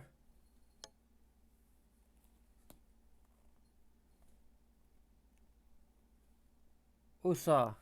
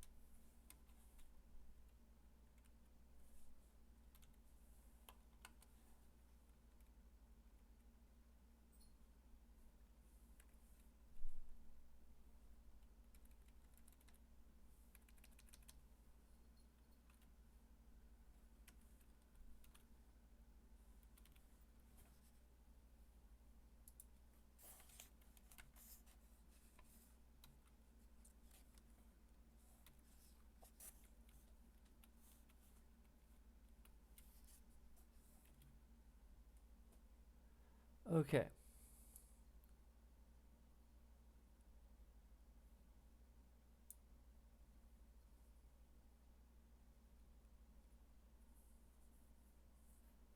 Let's see. How many years ago? 2 years ago.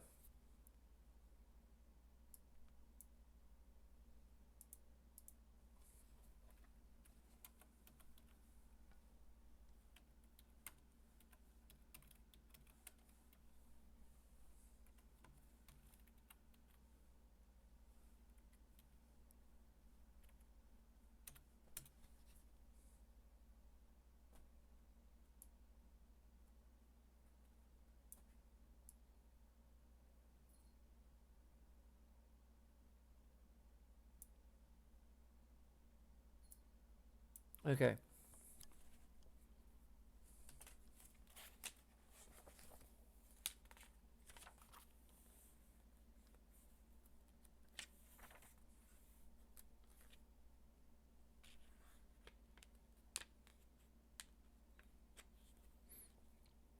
All supernatural events. I would think that we have at least one supernatural event. Um, we can determine our alignment randomly.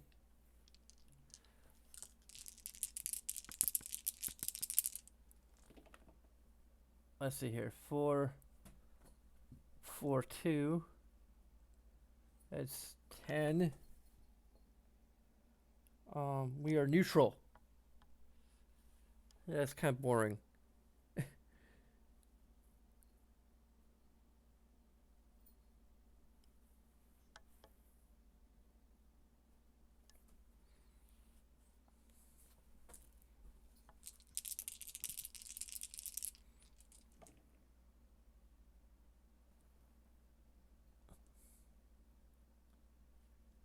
Let's see, 5, 6. We'd be neutral evil. I think we're just gonna be waffle evil.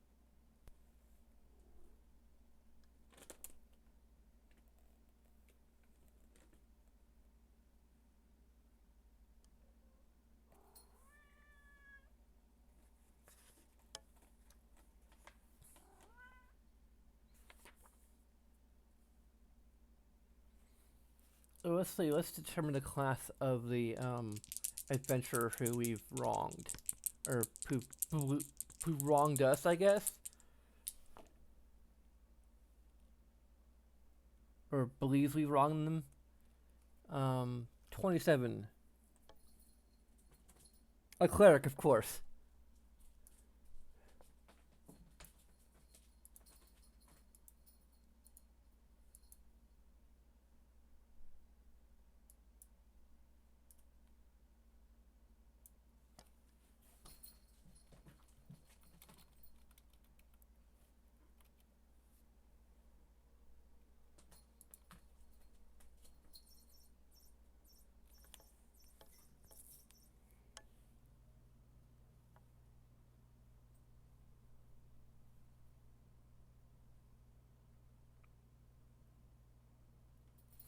Maybe we should re-roll for the job related to background, or go for supernatural event. Just as, since these are all guidelines. Um,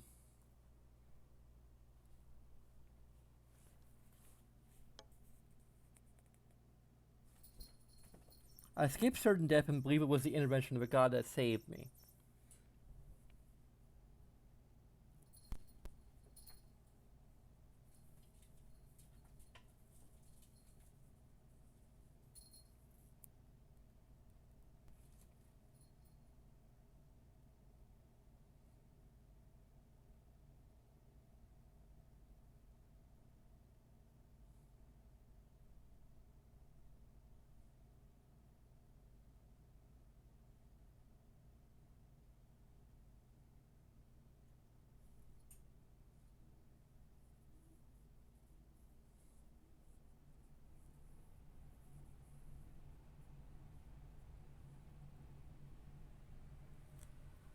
What kind of god would I believe um, saved me from certain death?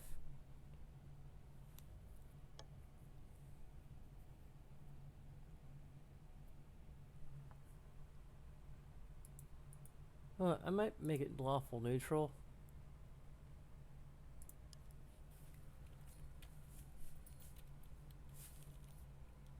Oh yeah.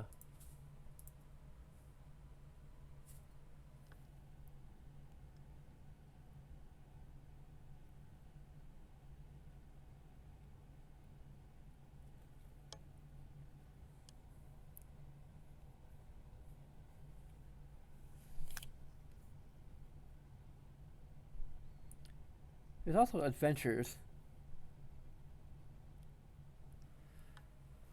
Could be interesting. Like none of the supernatural events like really feel that interesting. Or I could do it. Like I can do anything with them. That's 37. Protected disease while exploring a filthy warren.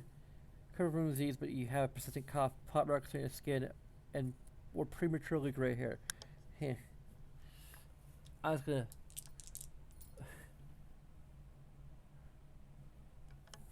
44. Poisoned by a trapper monster, you recovered, but the next time you must make a saving throw against poison. You make a saving throw with disadvantage. I'm just gonna go with brief root. I nearly died. Nasty scars on your body, and you were missing an ear. 1d3 fingers or 1d4 toes.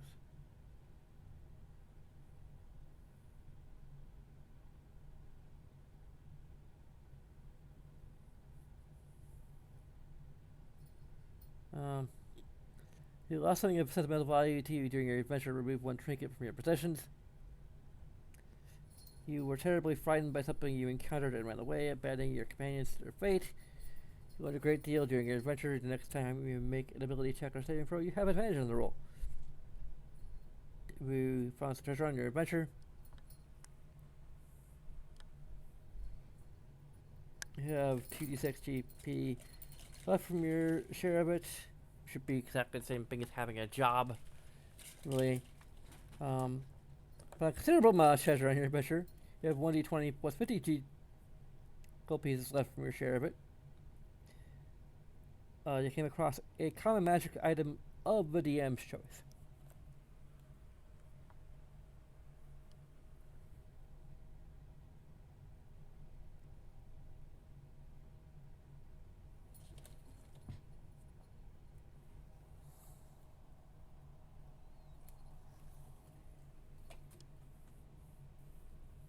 Also, war.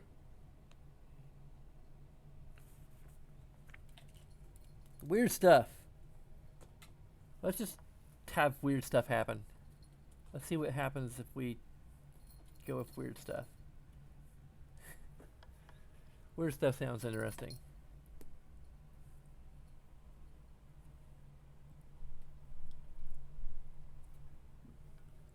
Seven.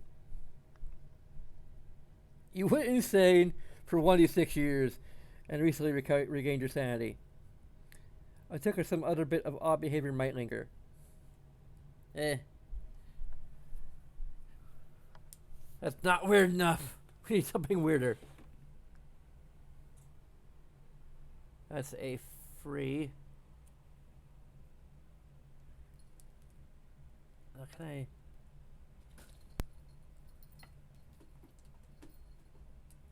That makes it a little bit clearer what we're dealing with.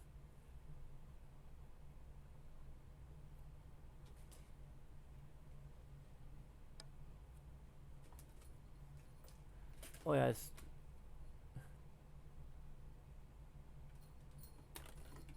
there you go. Free. I was enslaved by a hag, etc., or some other being that, and lived in that creature's sprawl for 1d6 years. How would that?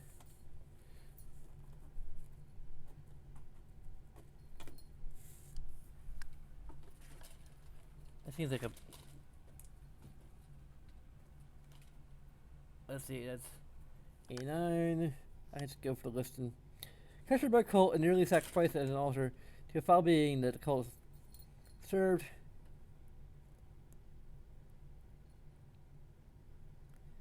Oh yeah, I did actually meet an if I roll a 10, I met an Arc Devil. I did actually meet an Arc Devil. She's my mom. And I did survive to tell the tale of what it was like to be raised by her. What? You don't approve? Oh, you want me to throw your fish? Okay. Go chase your fish. Let me just, I was turned into a toad and remained in that form for 1d4 weeks. Well, petrified and remained in a stone statue for a time until someone freed you. That's interesting. There's no, like, 1d4 weeks there. Since like a dragon held your prisoner for 1d4 months until adventurers killed it. Taken captive by a race of evil humanoids such as Drow, Kuotao, or Aquagos. Lived as a slave in the Underdark until I escaped. Heard a powerful adventurer as a hireling. I only recently left the service. Use the supplemental table and work with your DM to determine the basic details about your former employer. A lover of yours was secretly a silver dragon. That would be interesting. You were captured by cold near sacrificed an altar to being the cold served. You made a demigod or swallowed by a giant fish and spent a month in its gullet before you escaped. A powerful being granted you a wish, but you squandered it on something frivolous. I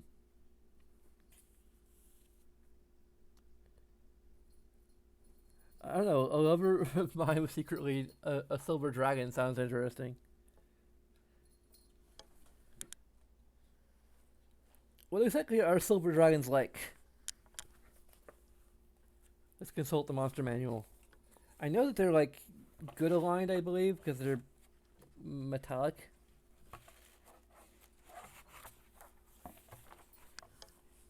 So it might be a little. I mean, technically, we're neutral. We're kind of indifferent to good and evil, basically, I would say.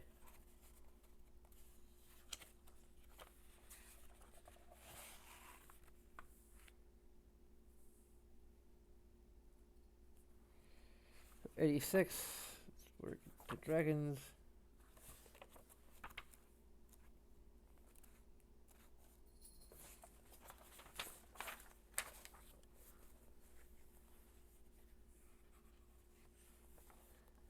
You get brass dragons, bronze dragons, copper, gold, silver dragons. They're the friendliest and most hopeful of metallic dragons. They truthfully assist good creatures in need. Yeah, I mean, it could be interesting as a backstory element of how it came to be more neutral than evil.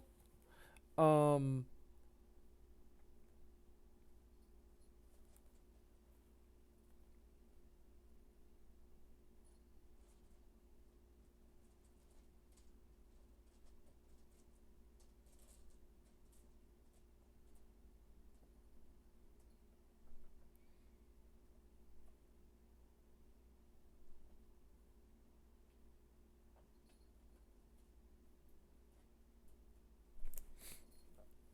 I think that might be the most interesting, like, of the options we have. Um,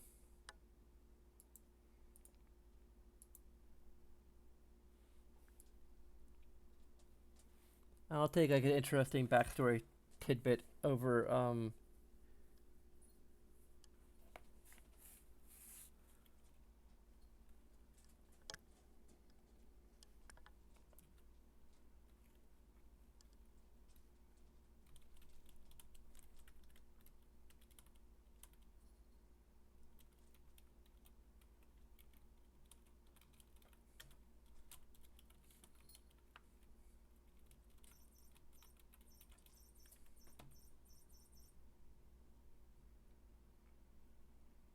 hmm. wonder what kind of like name. We don't have like dragon names. We can go with like dragonborn names. Maybe.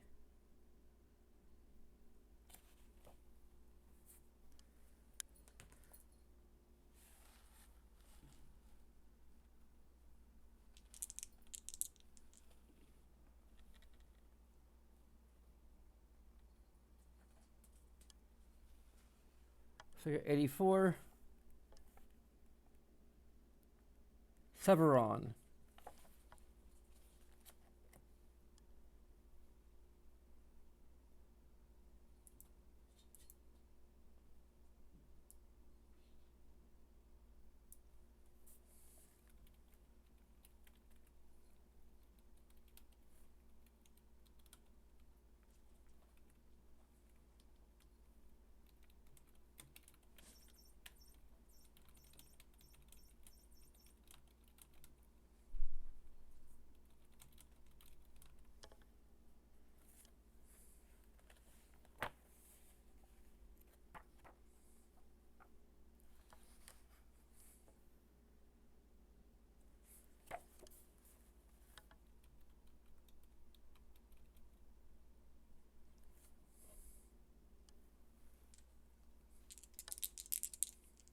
I'm gonna determine what race Severon was masquerading as.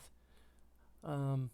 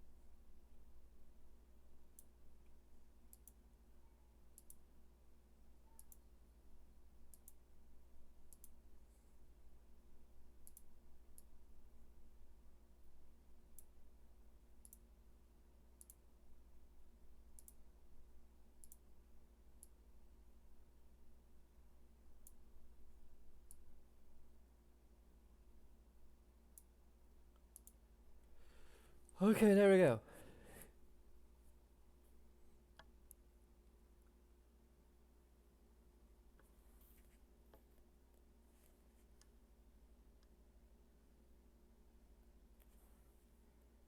And get racial feats.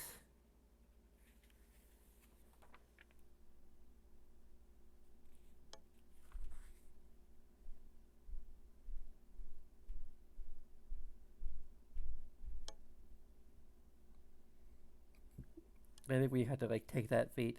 Um, so you do a bunch of other things for character creation, like skills and such. Those aren't really covered by um, the uh, the book. Um,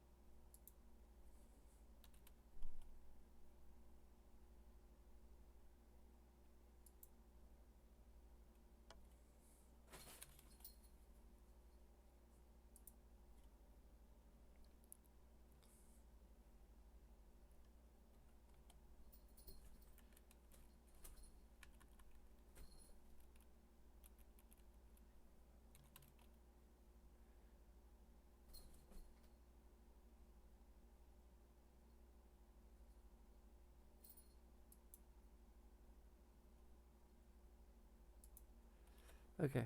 It's like coming up with the ages of each of our siblings here. Just sort of randomly in my head.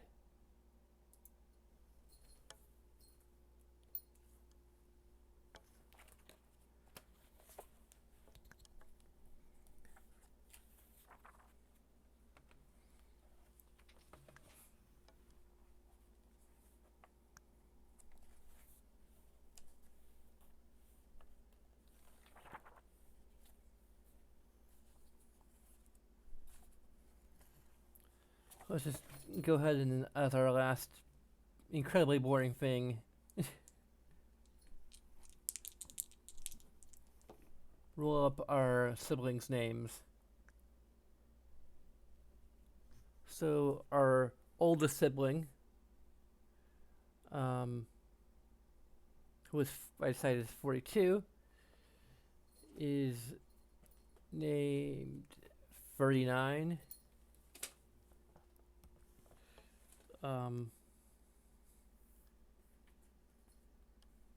Callista.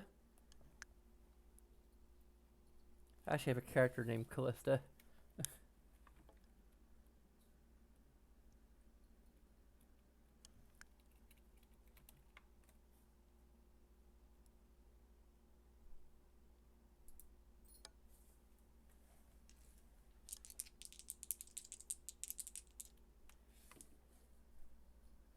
I think I actually featured her in my Skyrim playthrough.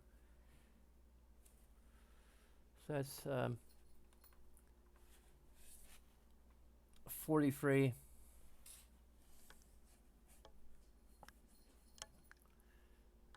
That's a male, so Lucis or Eusis.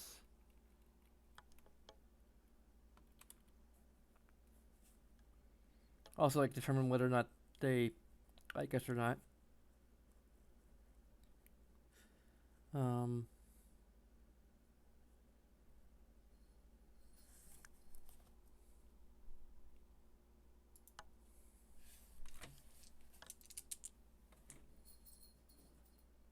22.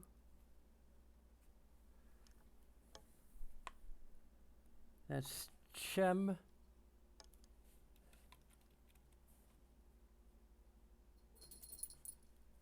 Ellie. Hey. Don't be playing with that.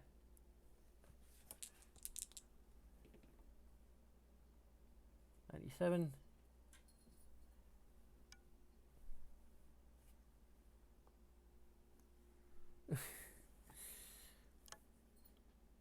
Separ.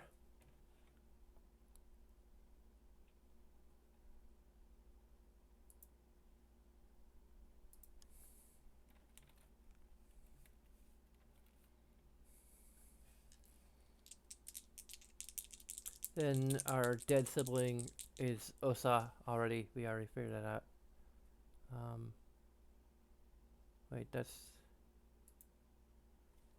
put that.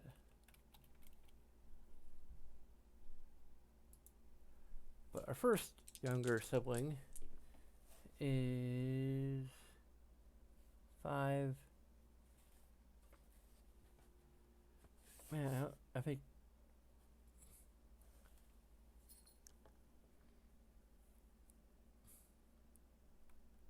Armara.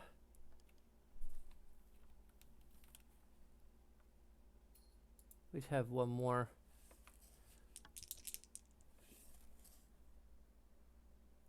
$37.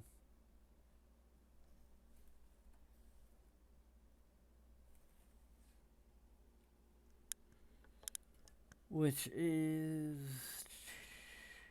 Cully. In hell. Which literally it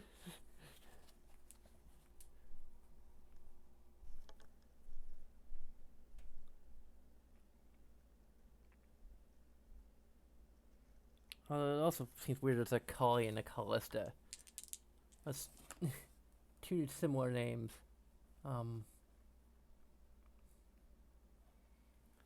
43. Larissa explains it all.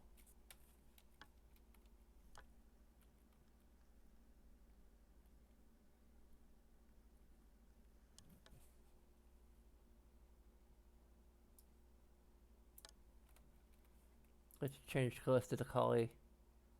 There you go.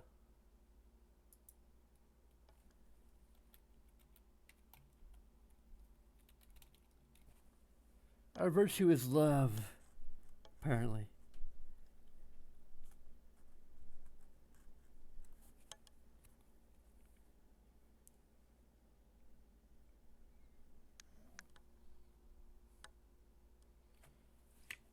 There we go. We gotta. Now we have to.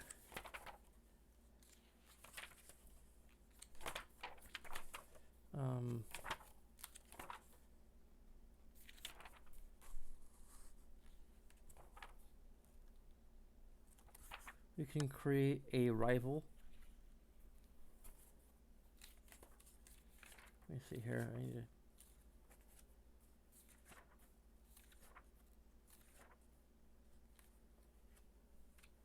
Dang it. Let's see. Okay, we're going here. So, our relationship, we roll with 3d4.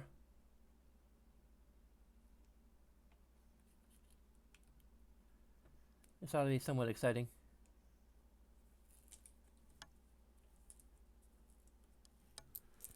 So, our eldest sister, 2, 4, 2, 6, 7, 8, is friendly with us.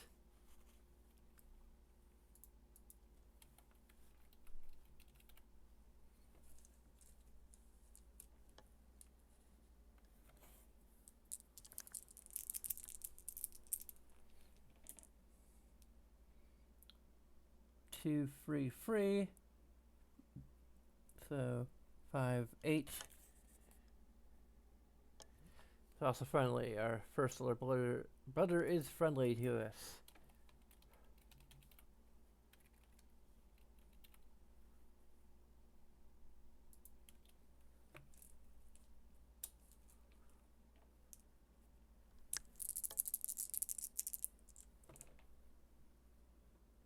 Three, 1, 1, 4, 5.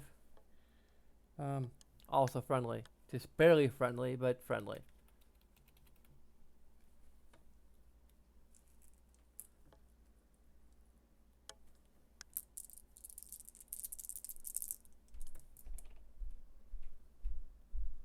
Four, 1, 4, 8, 9.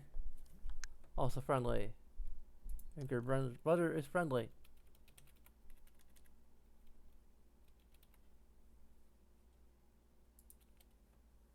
I'll determine a relationship with my mother at present.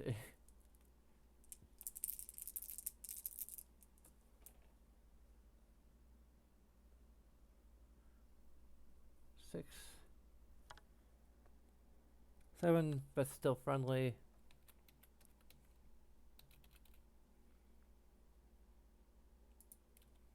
What was our relationship with our dad's sister like before she died? 3, 2, 2. Yeah, it's still in the friendly range. 5, 6, 7. Yeah, we were friendly.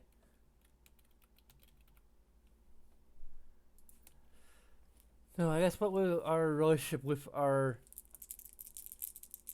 sister that we probably don't know about? 5, 6, 7, 8.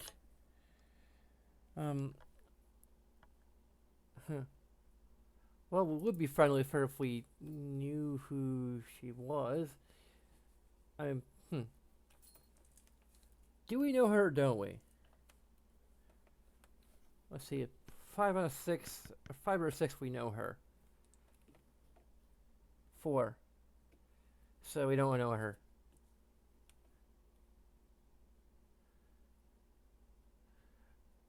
We may know of her.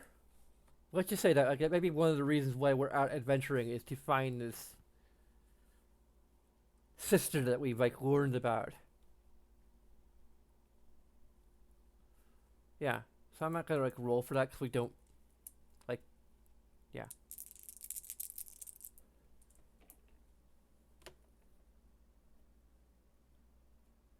So 1, 3, 7. Friendly. We're friendly with all our siblings,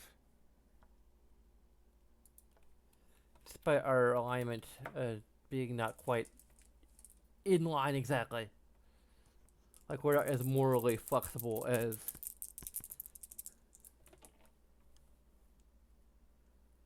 6.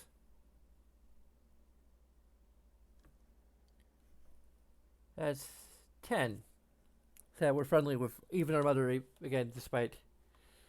So we're friendly with all our family basically. Um,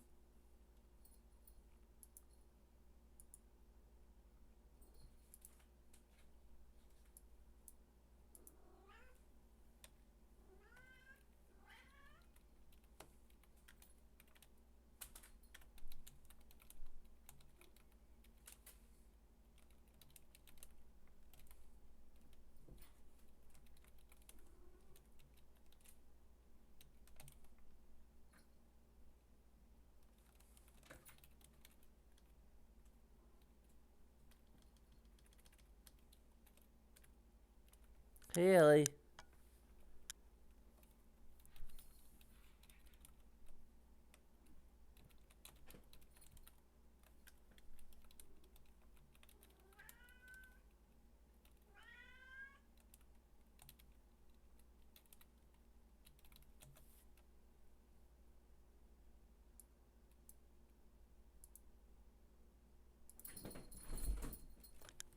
You okay, Ellie?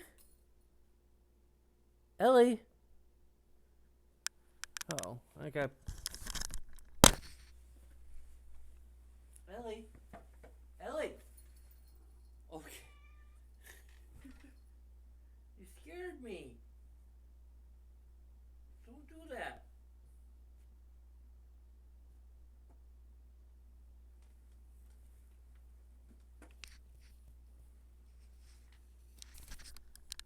Okay, so we come up with a full fleshed out, relatively fleshed out character in about 2.5 hours using Xanathar's Guide to Everything.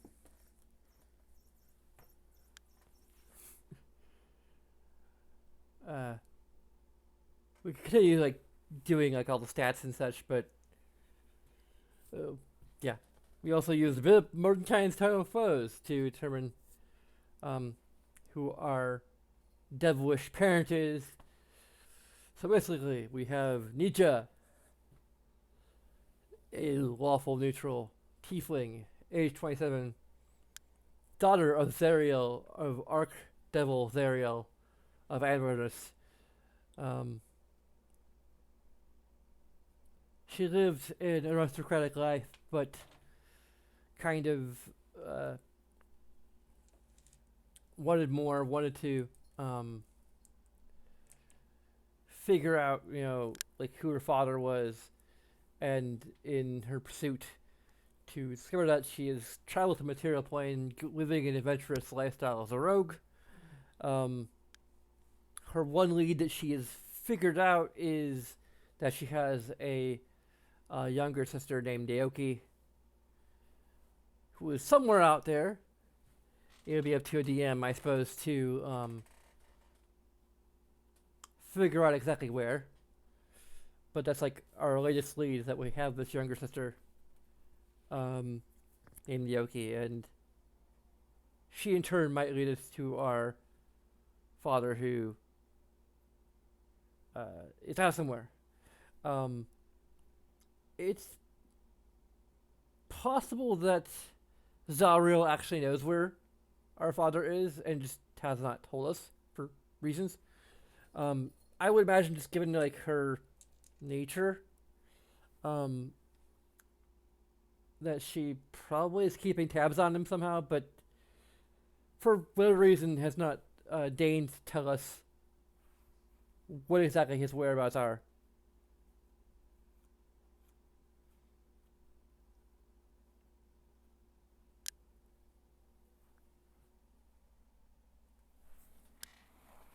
or why exactly he left and all of that jazz. Um,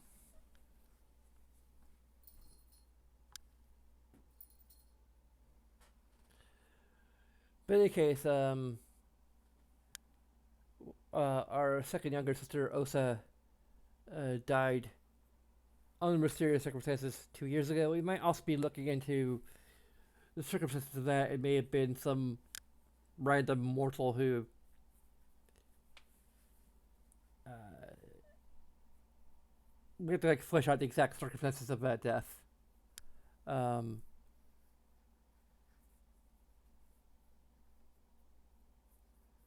um, but maybe a mortal who we're also trying to track down. That could be another um, potential hook. Um, but anyway, Nisha also, during her adventures out into the material plane, met and fell in love with a elvish woman named Sabaron, who is secretly a silver dragon. I'm not sure if we really uh, it's up in the air whether or not we actually learned of Sabaron's true nature. Um,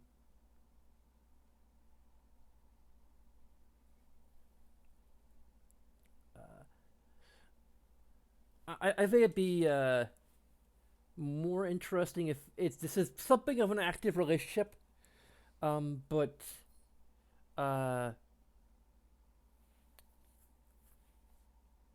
somewhat long distance because we're out adventuring and Sabaron's kind of wherever she is. Um, so the relationship is technically ongoing, but yeah. Um, I could decide to go with a different class too, potentially. Like it's not uh, necessarily.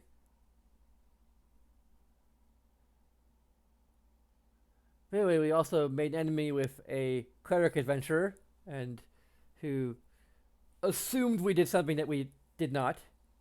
Um, like we do look roguish. We are a tiefling of clearly demonic, devilish descent, so it's quite possible that there was some kind of misunderstanding. Um, and we were gifted at some point with a flask of acid as a boon from our traveling alchemist. Um, yeah.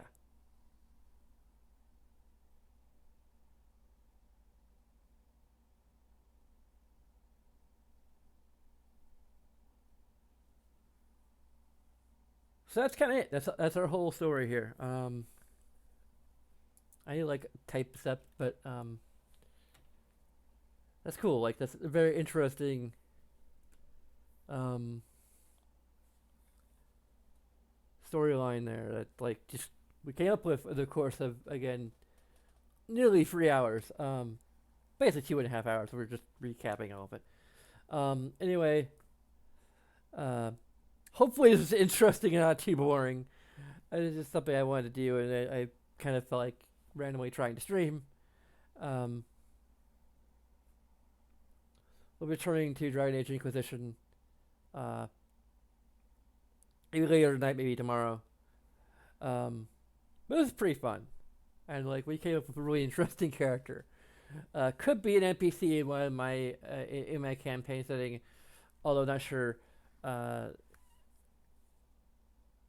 I don't know. I've used just wholesale elements from uh, uh, D&D before, but I'm not really sure um, whether or not there will be an equivalent to the Nine Hells. Um, in my campaign setting, in my into Ryan, the closest equivalent to Hell is a realm called Rel, and Rel is a realm of cold rather than heat. But also, uh, uh, I think in tone is closer to the Shadowfell than it is to the Nine Hells. um,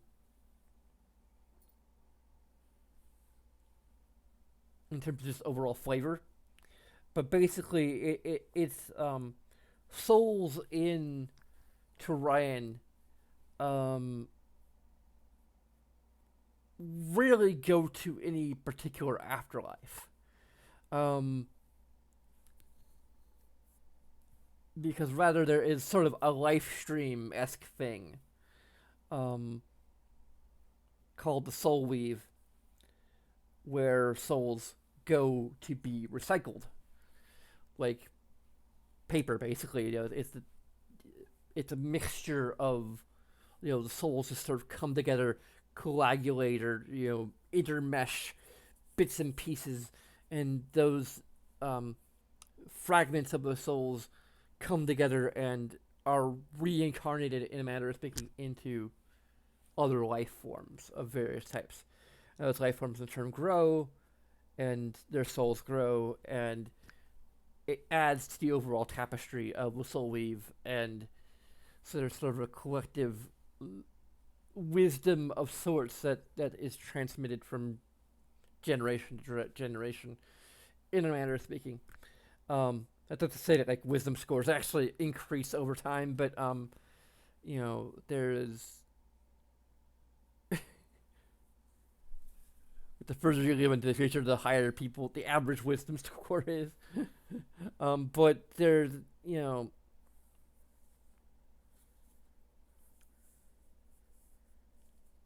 something kind of like that, like in a more general sense.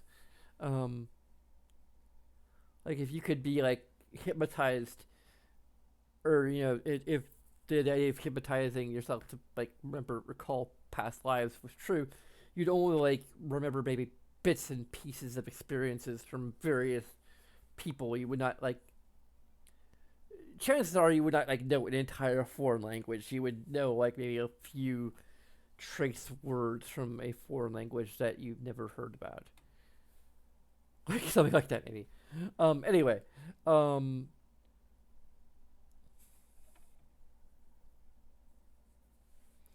so getting to Rel is basically where people who have tainted souls go to be effectively purified. It's a soul purification plant. So you are forced to face your wrongdoing, and in some cases things that you think you did wrong, or there's uh,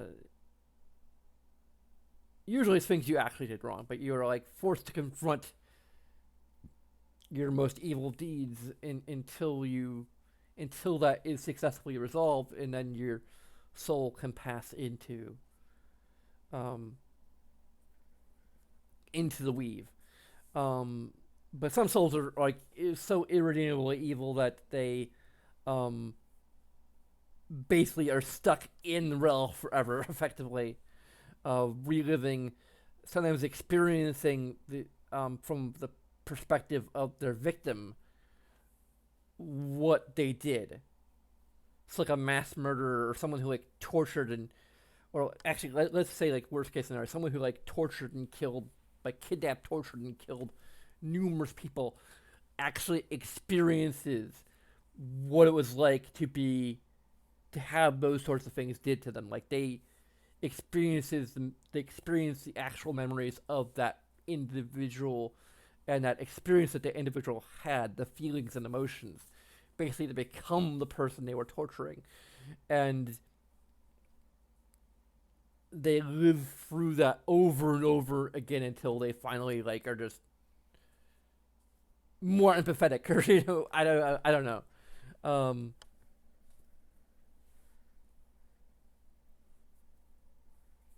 it ensures that like no one is necessarily born inherently evil. Um, Now, some souls do in fact go on to an afterlife, but usually those are people who um, either serve a deity um, and do impressive deeds, or in some cases just unknowingly serve a deity. um, in a manner of speaking, like they do deeds regardless of what religious motivations they may have had. Like they may um, do something that just impresses a particular deity in a particular sphere, and then they like say this person is worthy to live on in service of me uh, in my plane. Um,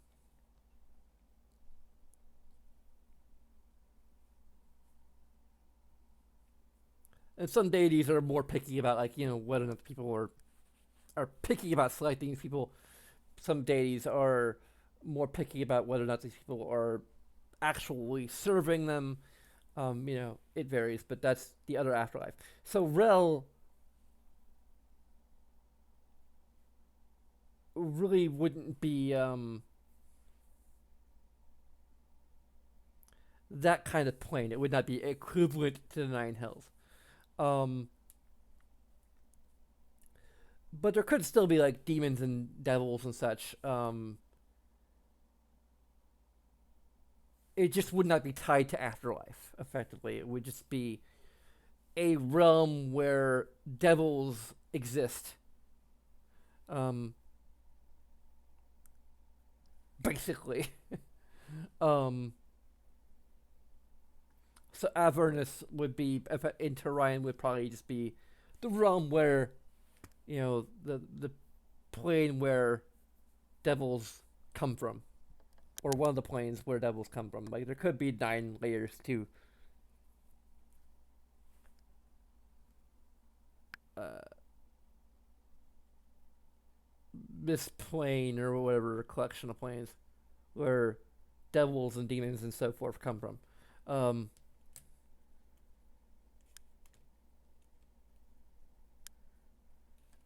it could also be potentially a plane overseen by the god of destruction. Um, maybe I don't know. Like, I really had to like put a little bit more thought into how to integrate that particular realm into Turian. But like, it's not out of question to have it in there. It just would again, it would not be tied to any particular notion of afterlife. It would be people who are devils who make contracts with mortals. Um, that would be it, effectively.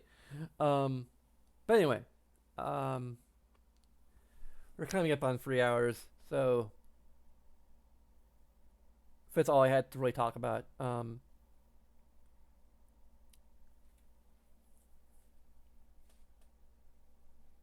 Let's head over to all patrons where we so far have no active patrons, but we do have a producer, Aaron McMahon. And thanks, as always, to him. He is the person who maintains our Minecraft server, which you can check out. There's a link that's been on the screen for, well, it hasn't actually been on the screen, actually. Currently, we're playing for Dragon Age Inquisition if you're interested in that. We have a Minecraft realm. If you're watching this on YouTube, there's a link in the description. If you're watching on Twitch, there's the link is also up here as a bit.ly link. Hopefully you can read that.